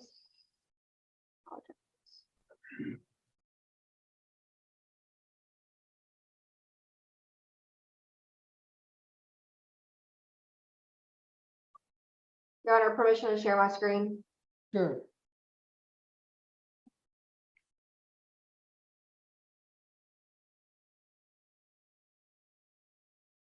Mr. Peters, do you recognize this document?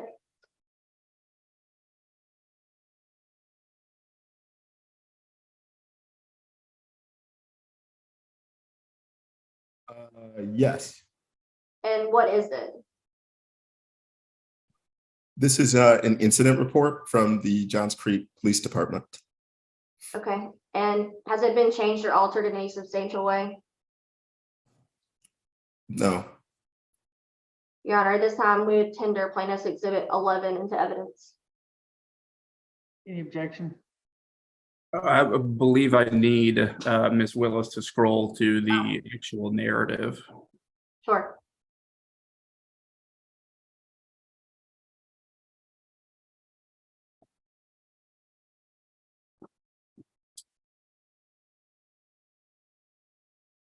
No objection, Your Honor. Okay, it's admitted. Okay, Mr. Peters, is this the report, the narrative that you gave to the officer? It's it's not as fulsome as what I gave to the officer, but it's, I suppose, a summary of it. Sure. And so you felt in fear enough that you felt the need to file a police report? I did, yes.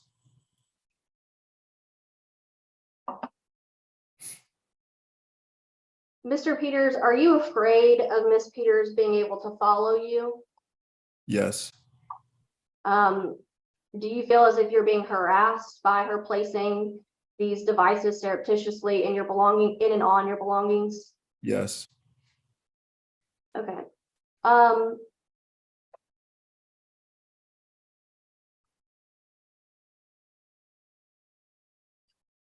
Your Honor, one further question. Mr. Peters, have you been able to see Henry over the past month and a half? I would object to the relevance of that question, Your Honor. Willis? Judge, I can move on. Sustain, go ahead. I was just trying to give the court some context as to what the parties have been doing since the last, our last hearing at the TPO, our last TPO. Hopefully they hearing. haven't been having contact unless it's something about the child. No, Judge, they have not. They haven't, okay.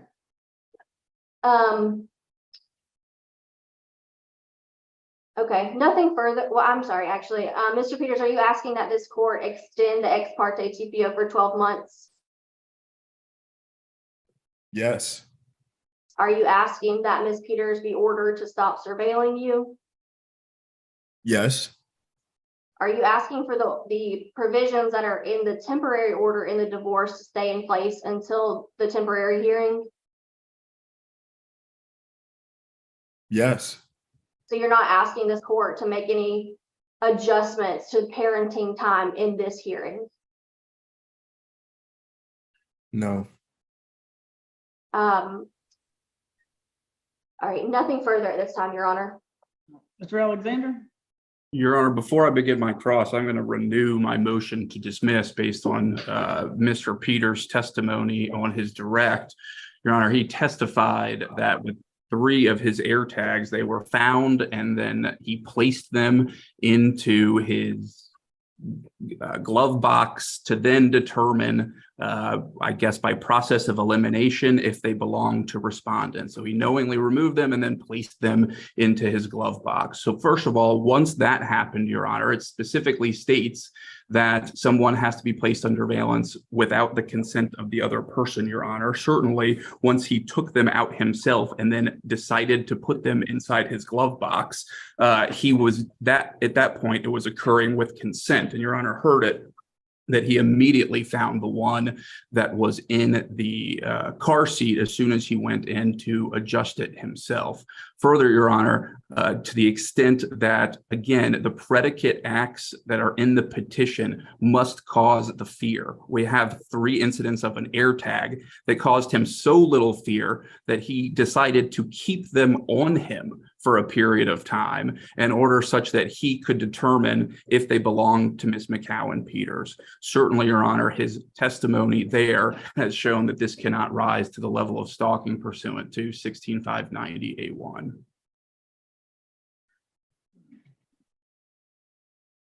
Judge, if I may. Sure. Judge, he testified that he wrapped them in tinfoil after he found them so that they could not track him anymore. By Mr. Alexander's own admission, there was a period of time prior to his discovery that he was being surveilled without his consent. Because he later gave consent or he had knowledge of the tracking devices does not alleviate the fact that at one point he was being tracked and surveilled unknowingly and without his consent. Certainly, Your Honor, has to do with his fear. It has to place him in fear for his safety. He actually testified that he put them in his glove box so he could see if they appeared or disappear on his iPhone application when he came around Ms. McCowan-Peters. He did not immediately place them in tinfoil so that he could continue to see if they would show up on the iPhone application. Thus, Your Honor, there is nothing here. And again, he has specifically pled that he has every reason to believe that similar events may occur in the future. These acts serve no legitimate purpose, happen at places other than ours residence, which we know is not the case, Your Honor, for the 2 cameras, happened at places other than ours residence in common areas were without petitioner's consent, which is not the case when he immediately finds one and places it in his glove box, and placed petitioner in reasonable fear for his own safety and his immediate family, that these AirTags placed him in fear for his own safety. The actions themselves pursuant to the case law, and I believe that was cited during the motion to dismiss, the acts themselves. I mean, and, you know, Mr. Alexander, so I've heard 17,000 of these, and I always like tell people I'm a little bit smarter than I sound. People may know that I'm not, I don't know, but you know, stalking. Sometimes stalking places. If somebody had an AirTag on my car, that'd help them. First of all, second of all, that does put people in fear of their safety. Like, why are you stalking me? What's going on? I mean, you know, we never know. So that could actually make him. But I need a few more questions to figure it out, some details. I'll be glad to ask Mr. Peters, or you can, because I'm still not clear on just like a couple. I'm happy for Your Honor to ask questions, and then I'll, to the extent there are not points hit, I'll ensure they are. Okay, Mr. Peters. So you found the 3 different AirTags. I understand the one you said you used for ferreting out who placed it there. How long before you put the AirTag in the car, the diaper bag, and when did you put the foil around them? Guess what I'm saying. And it was at different times. Like, well, when I found them in the diaper bag, I immediately did. So that's what I'm trying to get. When did you? Sure. So the first one, the one that was in the child seat, I didn't discover that one for several days, right? It was in the car seat. Henry wasn't in the car. So I was just driving around with it for several days. And once I discovered it, I put it in foil. I think a day, maybe a day later. I had to actually investigate how do you disable an AirTag. So right? you left it tracking for a day so that you could ferret out who would place it there, or how long did you, once you found it, how many days went past before you put the aluminum foil on? I think it took me a day to identify that putting aluminum foil on it was the way to turn off the tracking. So it was probably a day. Okay, so you found it, 1 day passed, then you put the foil I think that's right. Yes. on. Okay, what about the diaper bag? What about the other two? The second and third ones, as soon as I identified them, within however long it takes to get to, aluminum foil, I got to. I think the second one, I think I bought some aluminum foil, and so it would have been within 30 minutes or something like that. And the third one, as soon as I identified it, it was in aluminum foil within like a couple minutes. Okay, so the first one, when you found it, it was a day between your investigating and Googling. The first one I saw, Your Honor, to be honest, the first one, I didn't actually know what an AirTag, like I knew what an AirTag was, but I had never actually seen one and held one in real life. And so I knew that it was something that was not supposed to be there, but it wasn't like I was like, oh, this is an AirTag and I am being tracked and this is what all this means. So you took that day to figure out what it is, how to stop it from working, and who it may be linked to. That's right. Okay. All right. So with that, what is it that makes you fearful that those AirTags that she was following you or tracking you, to wherever you went? What placed you in fear of that? Well, just her, aggression around me, and the things that we've talked about today, or that I've been talking about and being asked questions about, that she's tracking where I'm going, and presumably why. You heard her say on one of the on one of the recordings, that she's gonna call all the people I know and tell them what a dirtbag and deadbeat and so forth. So those kinds of things, but also just in general, that it means that she could find me at any time, whether I'm sleeping or whatever, and that I'm just vulnerable all the time. Okay, she tracks you, she finds you. Then what? Well, I mean, it has been typical recently for her to spring into or come into a room where I'm asleep or where I'm sleeping, relaxing, doing what, and just immediately launch into the cursing, the profanity, all of the aggressions that we've been talking about, all of the examples that have come up. So that follows from following me around. The time with my son, the ability to snatch him out of my arms because she knows exactly where he is. Those are violent things. And and they come by virtue of having proximity to me. And that proximity is driven by her tracking me and knowing my precise location. Okay, Mr. Alexander, you have questions for him? I certainly do, Your Honor. Go ahead. First, you just testified that she said on that recording that she threatened to call people and call you a dirtbag. Is that right? I think I said change dirtbag to deadbeat or what, but yeah, you heard the recording.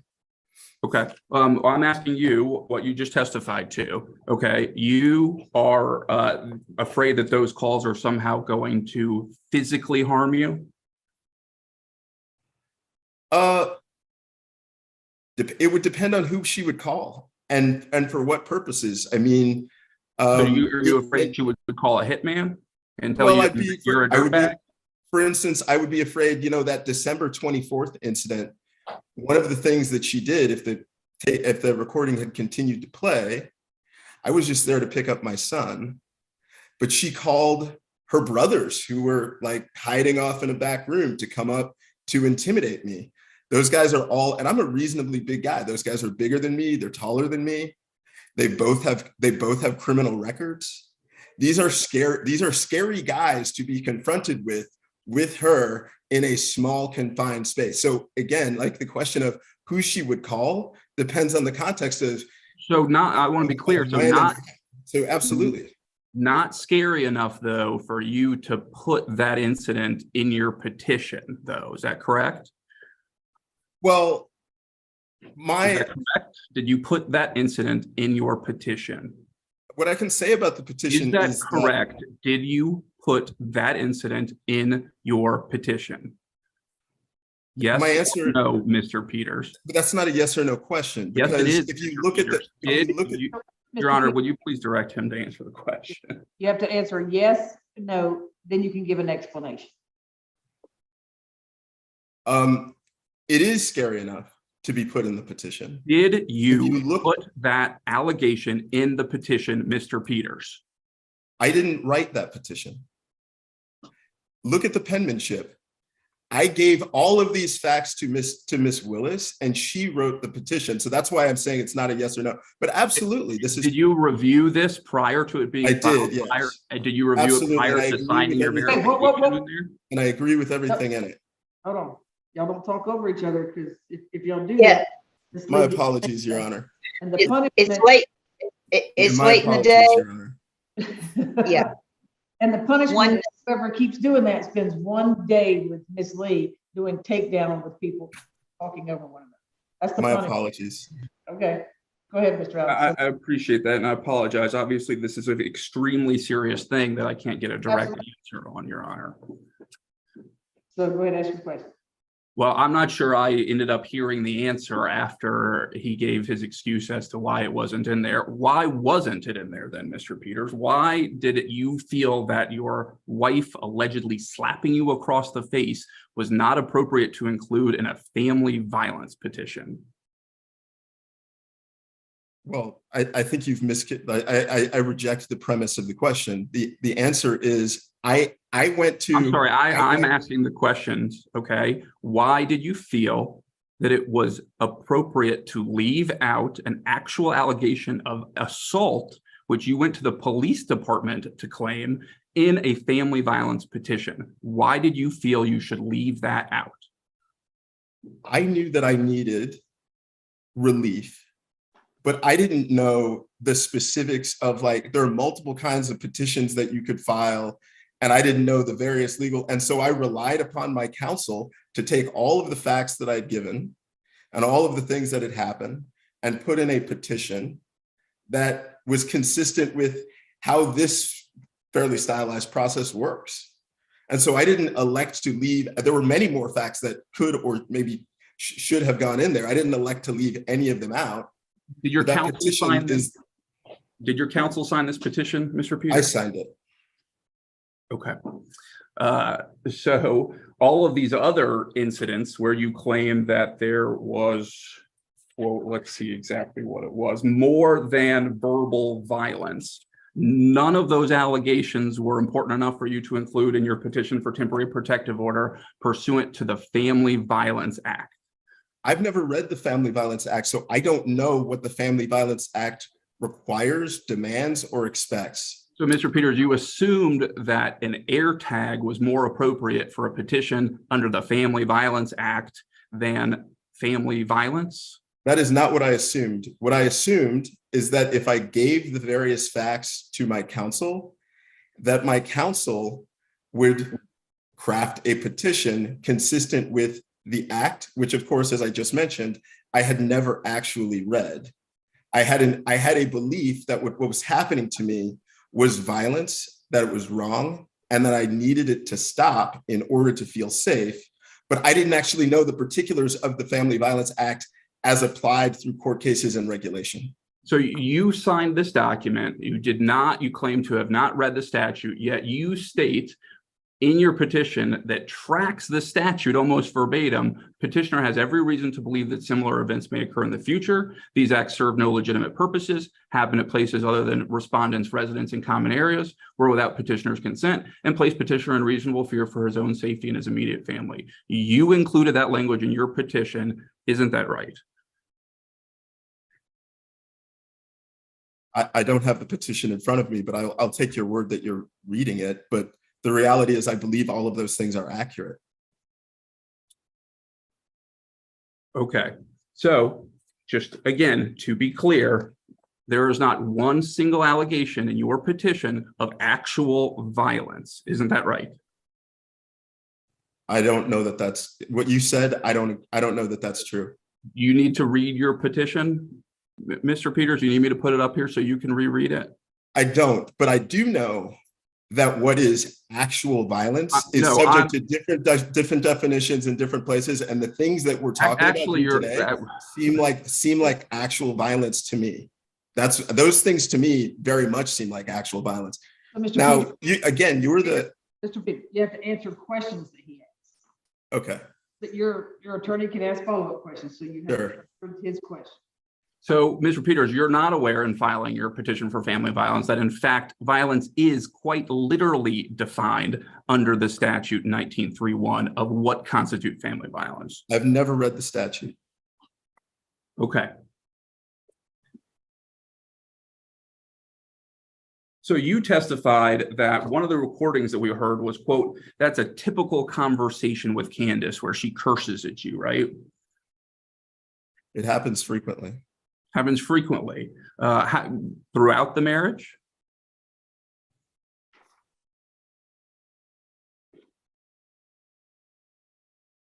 It has happened over the course of our marriage a number of times, yes. Okay. Yet now, all of a sudden, even though it's a typical conversation with your wife, now they place you in fear for your safety? These incidents now are different than they were prior to Henry because, as you heard me say on that recording, I can't just leave and walk out because to do so would be me abandoning my son. I'm sorry, I'm asking about a fear for your... Yeah, so let me respond to you then. I've always been afraid. I've always been afraid and in fear when these things happened, but previously I could simply flee or avoid. Now to do so means that I can't spend time with my son. She was doing this while holding Henry. That's why the presence of Henry is very relevant to what's going on. And so what you hear me say on that recording is, I'm just here to get my son and leave. All right, so then by implication then, Mr. Peters, every time this happened in the past, you fled? A number of times it happened in the past, I fled, yes. Okay. How long ago, and I want to hear the specific facts regarding each and every time you fled from Miss McCowan Peters in fear for your safety. Your Honor, objection. That is a broad question, and my client cannot be put on the stand and on the spot to recall each and every time over the course of a 6-year marriage and the specific details of how he walked away from an argument. Your Honor, he is claiming that he is in fear for his safety based on these, quote, typical conversations and how they are different now. And he just said a couple times he fled in the past. I didn't ask him to recall each and every incident where a curse word was used. So the times the couple times you fled in the past, you can focus on those two. What happened while you fled?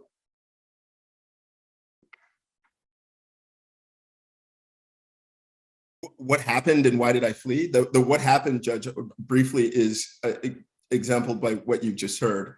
Her closing the distance. Sorry. December of 2019, we got in a fight. She slapped me. I left. I mean, that's kind of what I'm wanting to hear. And that's what Mr. Alexander is asking. Is not like same stuff. So something specific, but there was an incident and you left. Sure. Earlier today, I testified on, as to the August 31st incident, and that would be an example wherein she was holding Henry. She cursed me out. I walked out the front door and left for several hours, and then came back when I thought, she was asleep. In December, there was another incident wherein, again, I don't have the specific dates in front of me, but there was another instant in which she confronted me in that room downstairs. I was lying on the couch, sort of had a book on my chest. And she directed a bunch of profanity at me, and also directed a bunch at my mom, who was not there. She was in a different state at the time. And I left and spent the night in a hotel. And she threatened you when she was spouting profanity about you and your mom? She threatened you with physical harm? Yes. She did. I want to hear, what was the specific threat of physical harm that occurred? Sure. It was blocking my exit to the door, telling me that I couldn't go past, closing the distance in that small room, shaking her finger and then her balled up fist in my face while cursing at me. That was the threat of violence, that in that instant, with somebody coming toward me, not allowing me and telling me they're not allowing me to leave, seemed like, again, I haven't read the statute, but it seemed like a threat of violence. Right, but again, so not enough of a threat to put in your petition, correct? Yeah, I go back to what I answered earlier. I've given these details and to counsel, and counsel who presumably has read the act, determined what went in the petition. I read it for the veracity of what was in it, but to your point, Mr. Alexander, I'll just be like, I read it to see, is this what's been represented here? Is it accurate? Not is it like aren't there things that should have been in that weren't included? That's not how I read it. Okay. You testified that it took about, when the judge was asking you questions, that after you found the AirTag, it was only about 1 day that between the time you put the AirTag in your glove box and you wrapped it in aluminum foil. You remember that testimony? Yes. You remember your earlier testimony where you claimed that it took several occasions where the commonalities, I believe that was the exact word you used, the commonalities showed you that when you came in the proximity of Miss McCowan Peters, you could determine the AirTag belonged to her. Do you recall that testimony? Yes. And is it your testimony right now that only took 1 day for you to drive closer to Miss McCowan Peters, away from Miss McCowan Peters, closer to away for you to determine that it belonged to Miss McCowan Peters? Yeah, it took, as I recall, somewhere between 10 and 15 minutes, because the proximity that I'm talking about is Bluetooth type proximity. And so it can be done if somebody's if she's sitting on the couch, it can be done in the course of, a couple minutes. All right, then you were scared after November 18th when you found that, right, Mr. Peters? Yes. Okay. You didn't call the police, did you? I did not. Okay. You didn't file for a protective order at that time, did you? I did not. You filed for divorce at that time? No. Did you flee the residence at that time? Yeah. You did. On November 18th, 2022, you fled as a result of finding that AirTag. Please tell me where you fled, and are you staying there right now? Well, what I mean by that is I went to Florida in the days after that, carrying with me, a bunch of personal effects from the house to stay in a place down there to figure out what to do. How many days following November 18th? I'd have to look at my calendar. I don't remember, but it was shortly thereafter. So 24 hours? I'd have to look at my calendar. I could tell you if I looked at my calendar, but I don't specifically remember. But it was shortly thereafter. So you're in fear for your safety, but where did you stay that night? I stayed in the townhouse with Miss McCowan Peters, correct? Well, but also importantly, I stayed there. Yes, Miss McCowan Peters. Yes, you're correct. I stayed there with her, but importantly, I stayed there with my son Henry.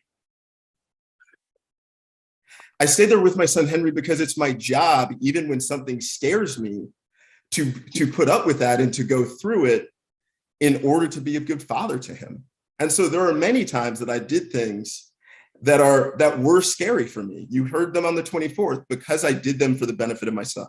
Well, you stated earlier, and I don't believe I ever got an answer to this, that before Henry was born, there were occasions in which you fled as a result of Miss McCowan Peters cursing. I don't believe I ever got an answer at 18 months ago, 18 months and prior, the occasions on which you fled because you were in fear for your safety as a result of her cursing at you. Yeah, there were those incidents. I thought I went through a couple of them with Judge I'm talking Manning. about before Henry was born. Yes. What happened? This is the first time I can remember it.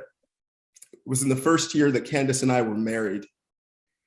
And I had been exposed to this kind of, this violence from her previously.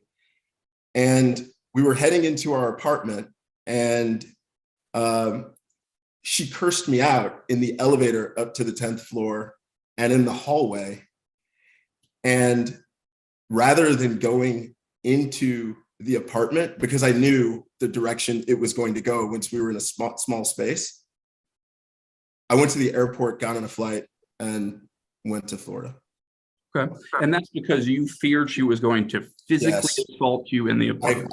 I was fearful of what would happen I was fearful of what she would do once we were behind those doors. Yes. Okay. Any other incidents? You alluded to a couple, I believe. So that was one, first year of the marriage. Anything else? Well, I think mentioned when I went to a hotel. You're saying before 18 months ago, and correct, because your testimony, if I'm correct, tell me if I'm correct, is that you don't flee now because you can't because of your son, right? That's not true. Actually, I described for you several instances, and to Judge Manning, several instances in which I had fled, including when I went to a hotel where Henry was there.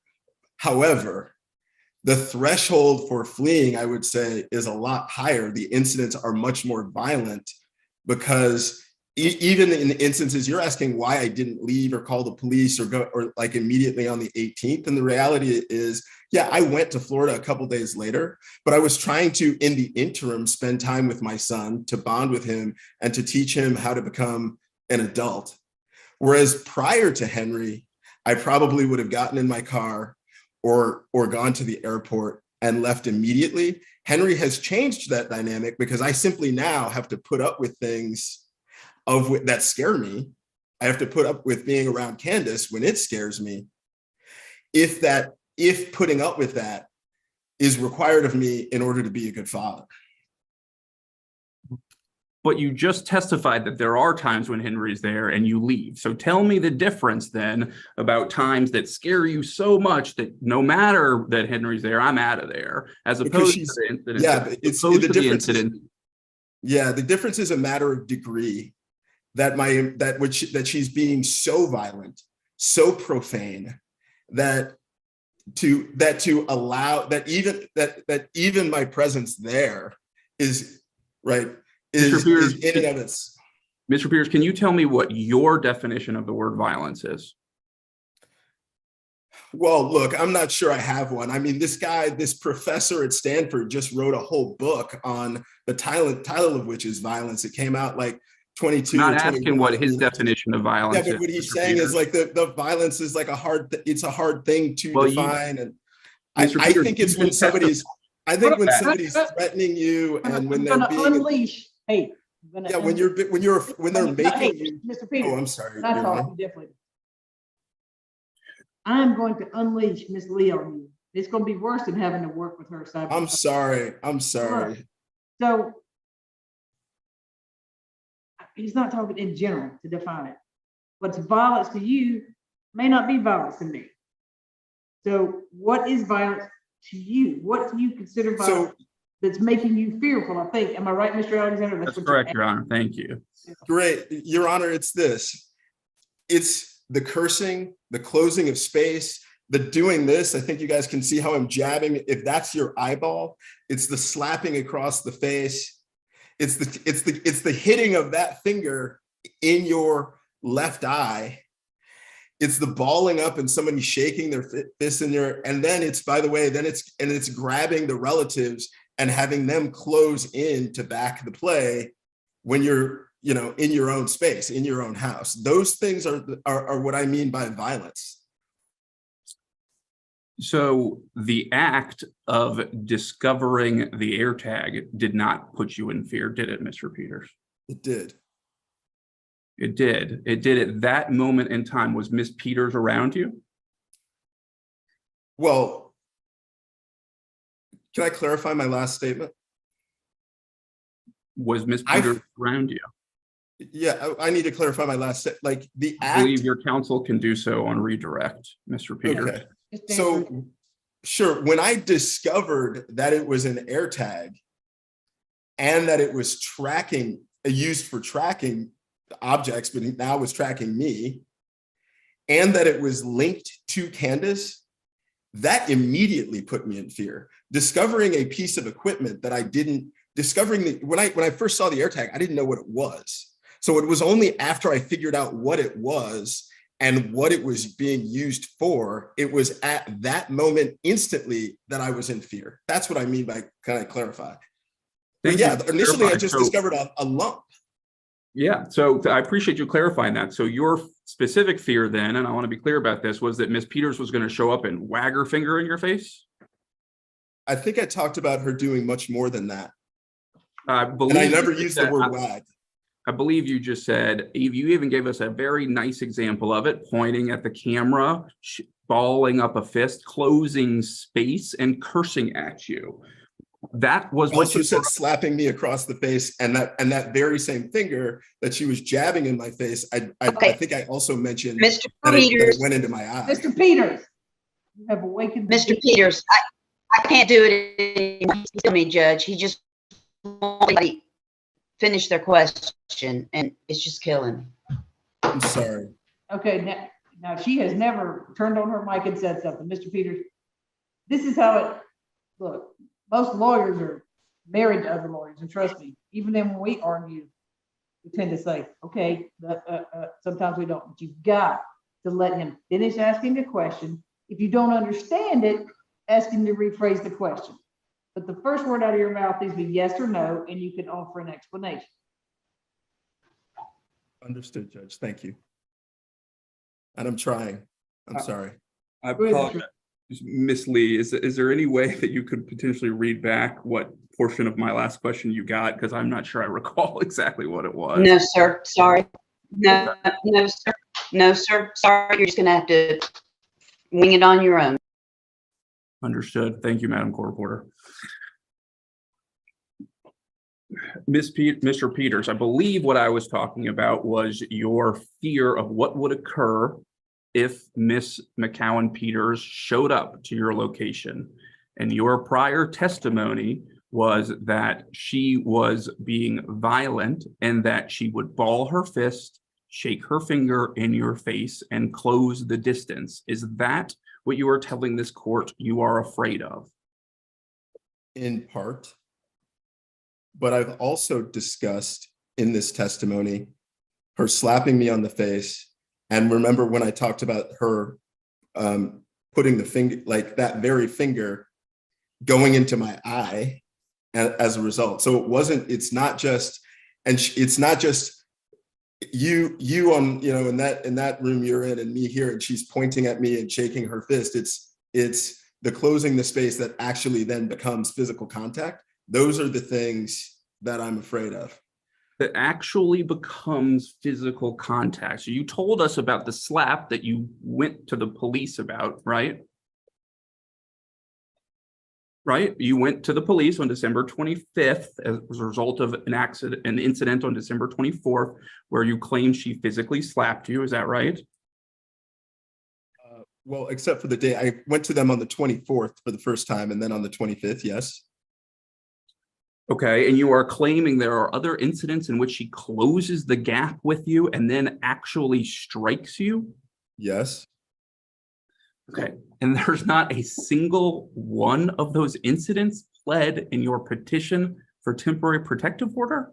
Judge, I need to object to this line of questioning. On direct examination, there was an objection by Mr. Alexander that he should not be permitted to testify as to all of the previous acts because he did not include them in the petition. Now he is cross-examining him on things that he was not permitted to testify about on direct.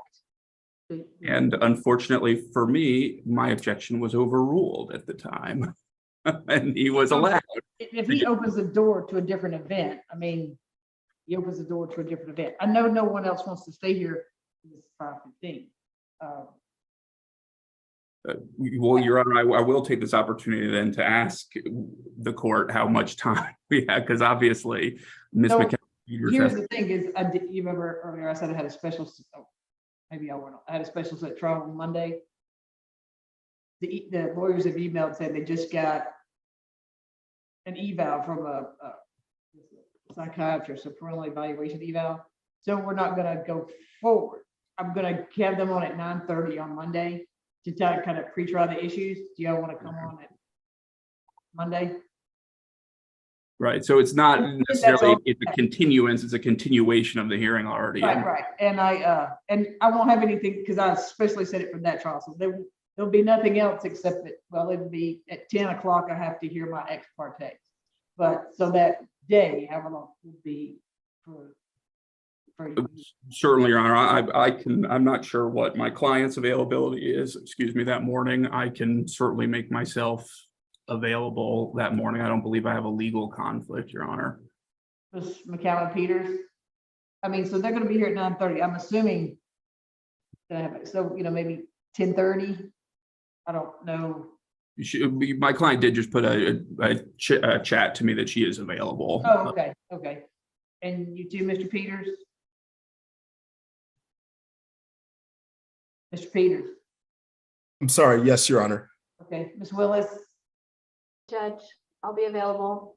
okay, Ms. White, Unfortunately, I have a final hearing, Judge, that's specially set before Judge K at 9:30. you know how long it's gonna go? It probably will go, I know him, he gets grumpy, he'll cut everybody he gets out. grump, He's worse than me, he gets angry. he's fastidious, Judge. That's Uh, a great word, there you go. I don't imagine it being an all-day hearing, Your Honor, because there's much to do about nothing in that case. But don't say I said that. No. But I have the 14th, because that day was set aside all day. So, Ms. White, I'm assuming you would want to be here to hear whatever, and you may have a couple of questions. Judge, I have the 14th is my birthday and I have a leave of absence, but I would be more than happy to appear if the court is inclined to hear it on the 14th. If everyone will be sweet with each other and kind. Well, I hate For- this is your birthday. We will be sweet and kind with you, Miss White. I promise that. Thank you, Ms. Mr. White Alexander. Ms. White can put Ms. Free, you did not need to be here.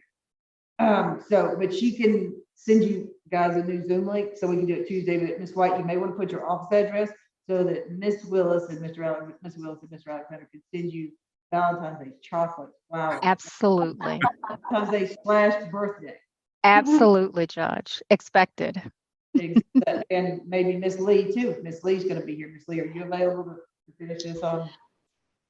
Judge, I was available the 13th, but not the 14th. So do you want the attorneys to be responsible for contacting the firm and getting another reporter? Yeah, you guys can We can contact. certainly take care of that. Certainly, Your He's Honor. not available. So any exhibits, please email them with Miss Lee and she'll email you guys the invoice and then we'll do it on the 14th. But we will, since it is Miss White's birthday, she's a love child for sure. So we'll be quickly and not take up her entire birthday. So Certainly. on Tuesday, we can 9:30. Because I don't have the one special set. I can do it at 9:30. Is that good? Certainly, Your Honor. We'll be available then. Same here, Your Honor. Your client's fine, Mr. Alexander? Thumbs up. Yes, Your Honor. All right, so Ms. Free, do you want me to just have them use this same Zoom link? That'd be easier. If we can use the one that's already set for the 14th, and I'll just send it Yeah. to everyone. Use that, yeah, we'll send you that link I was gonna use, so. All right. So for everyone that stuck around and looked at this video, put it in the comments. Are you ready for part 2? Part 2 is going to be even more explosive, as they're going to have little clippings and videos of dad walking in the house. We're going to get into that. I got the video, I got the content. So make sure you get ready for that video. But nevertheless, this is Antonio, and we're going to keep dropping heat. Subscribe to the channel. Support the channel through Cash App or Super Chat. Nevertheless, we're going to see you in the next video. All right?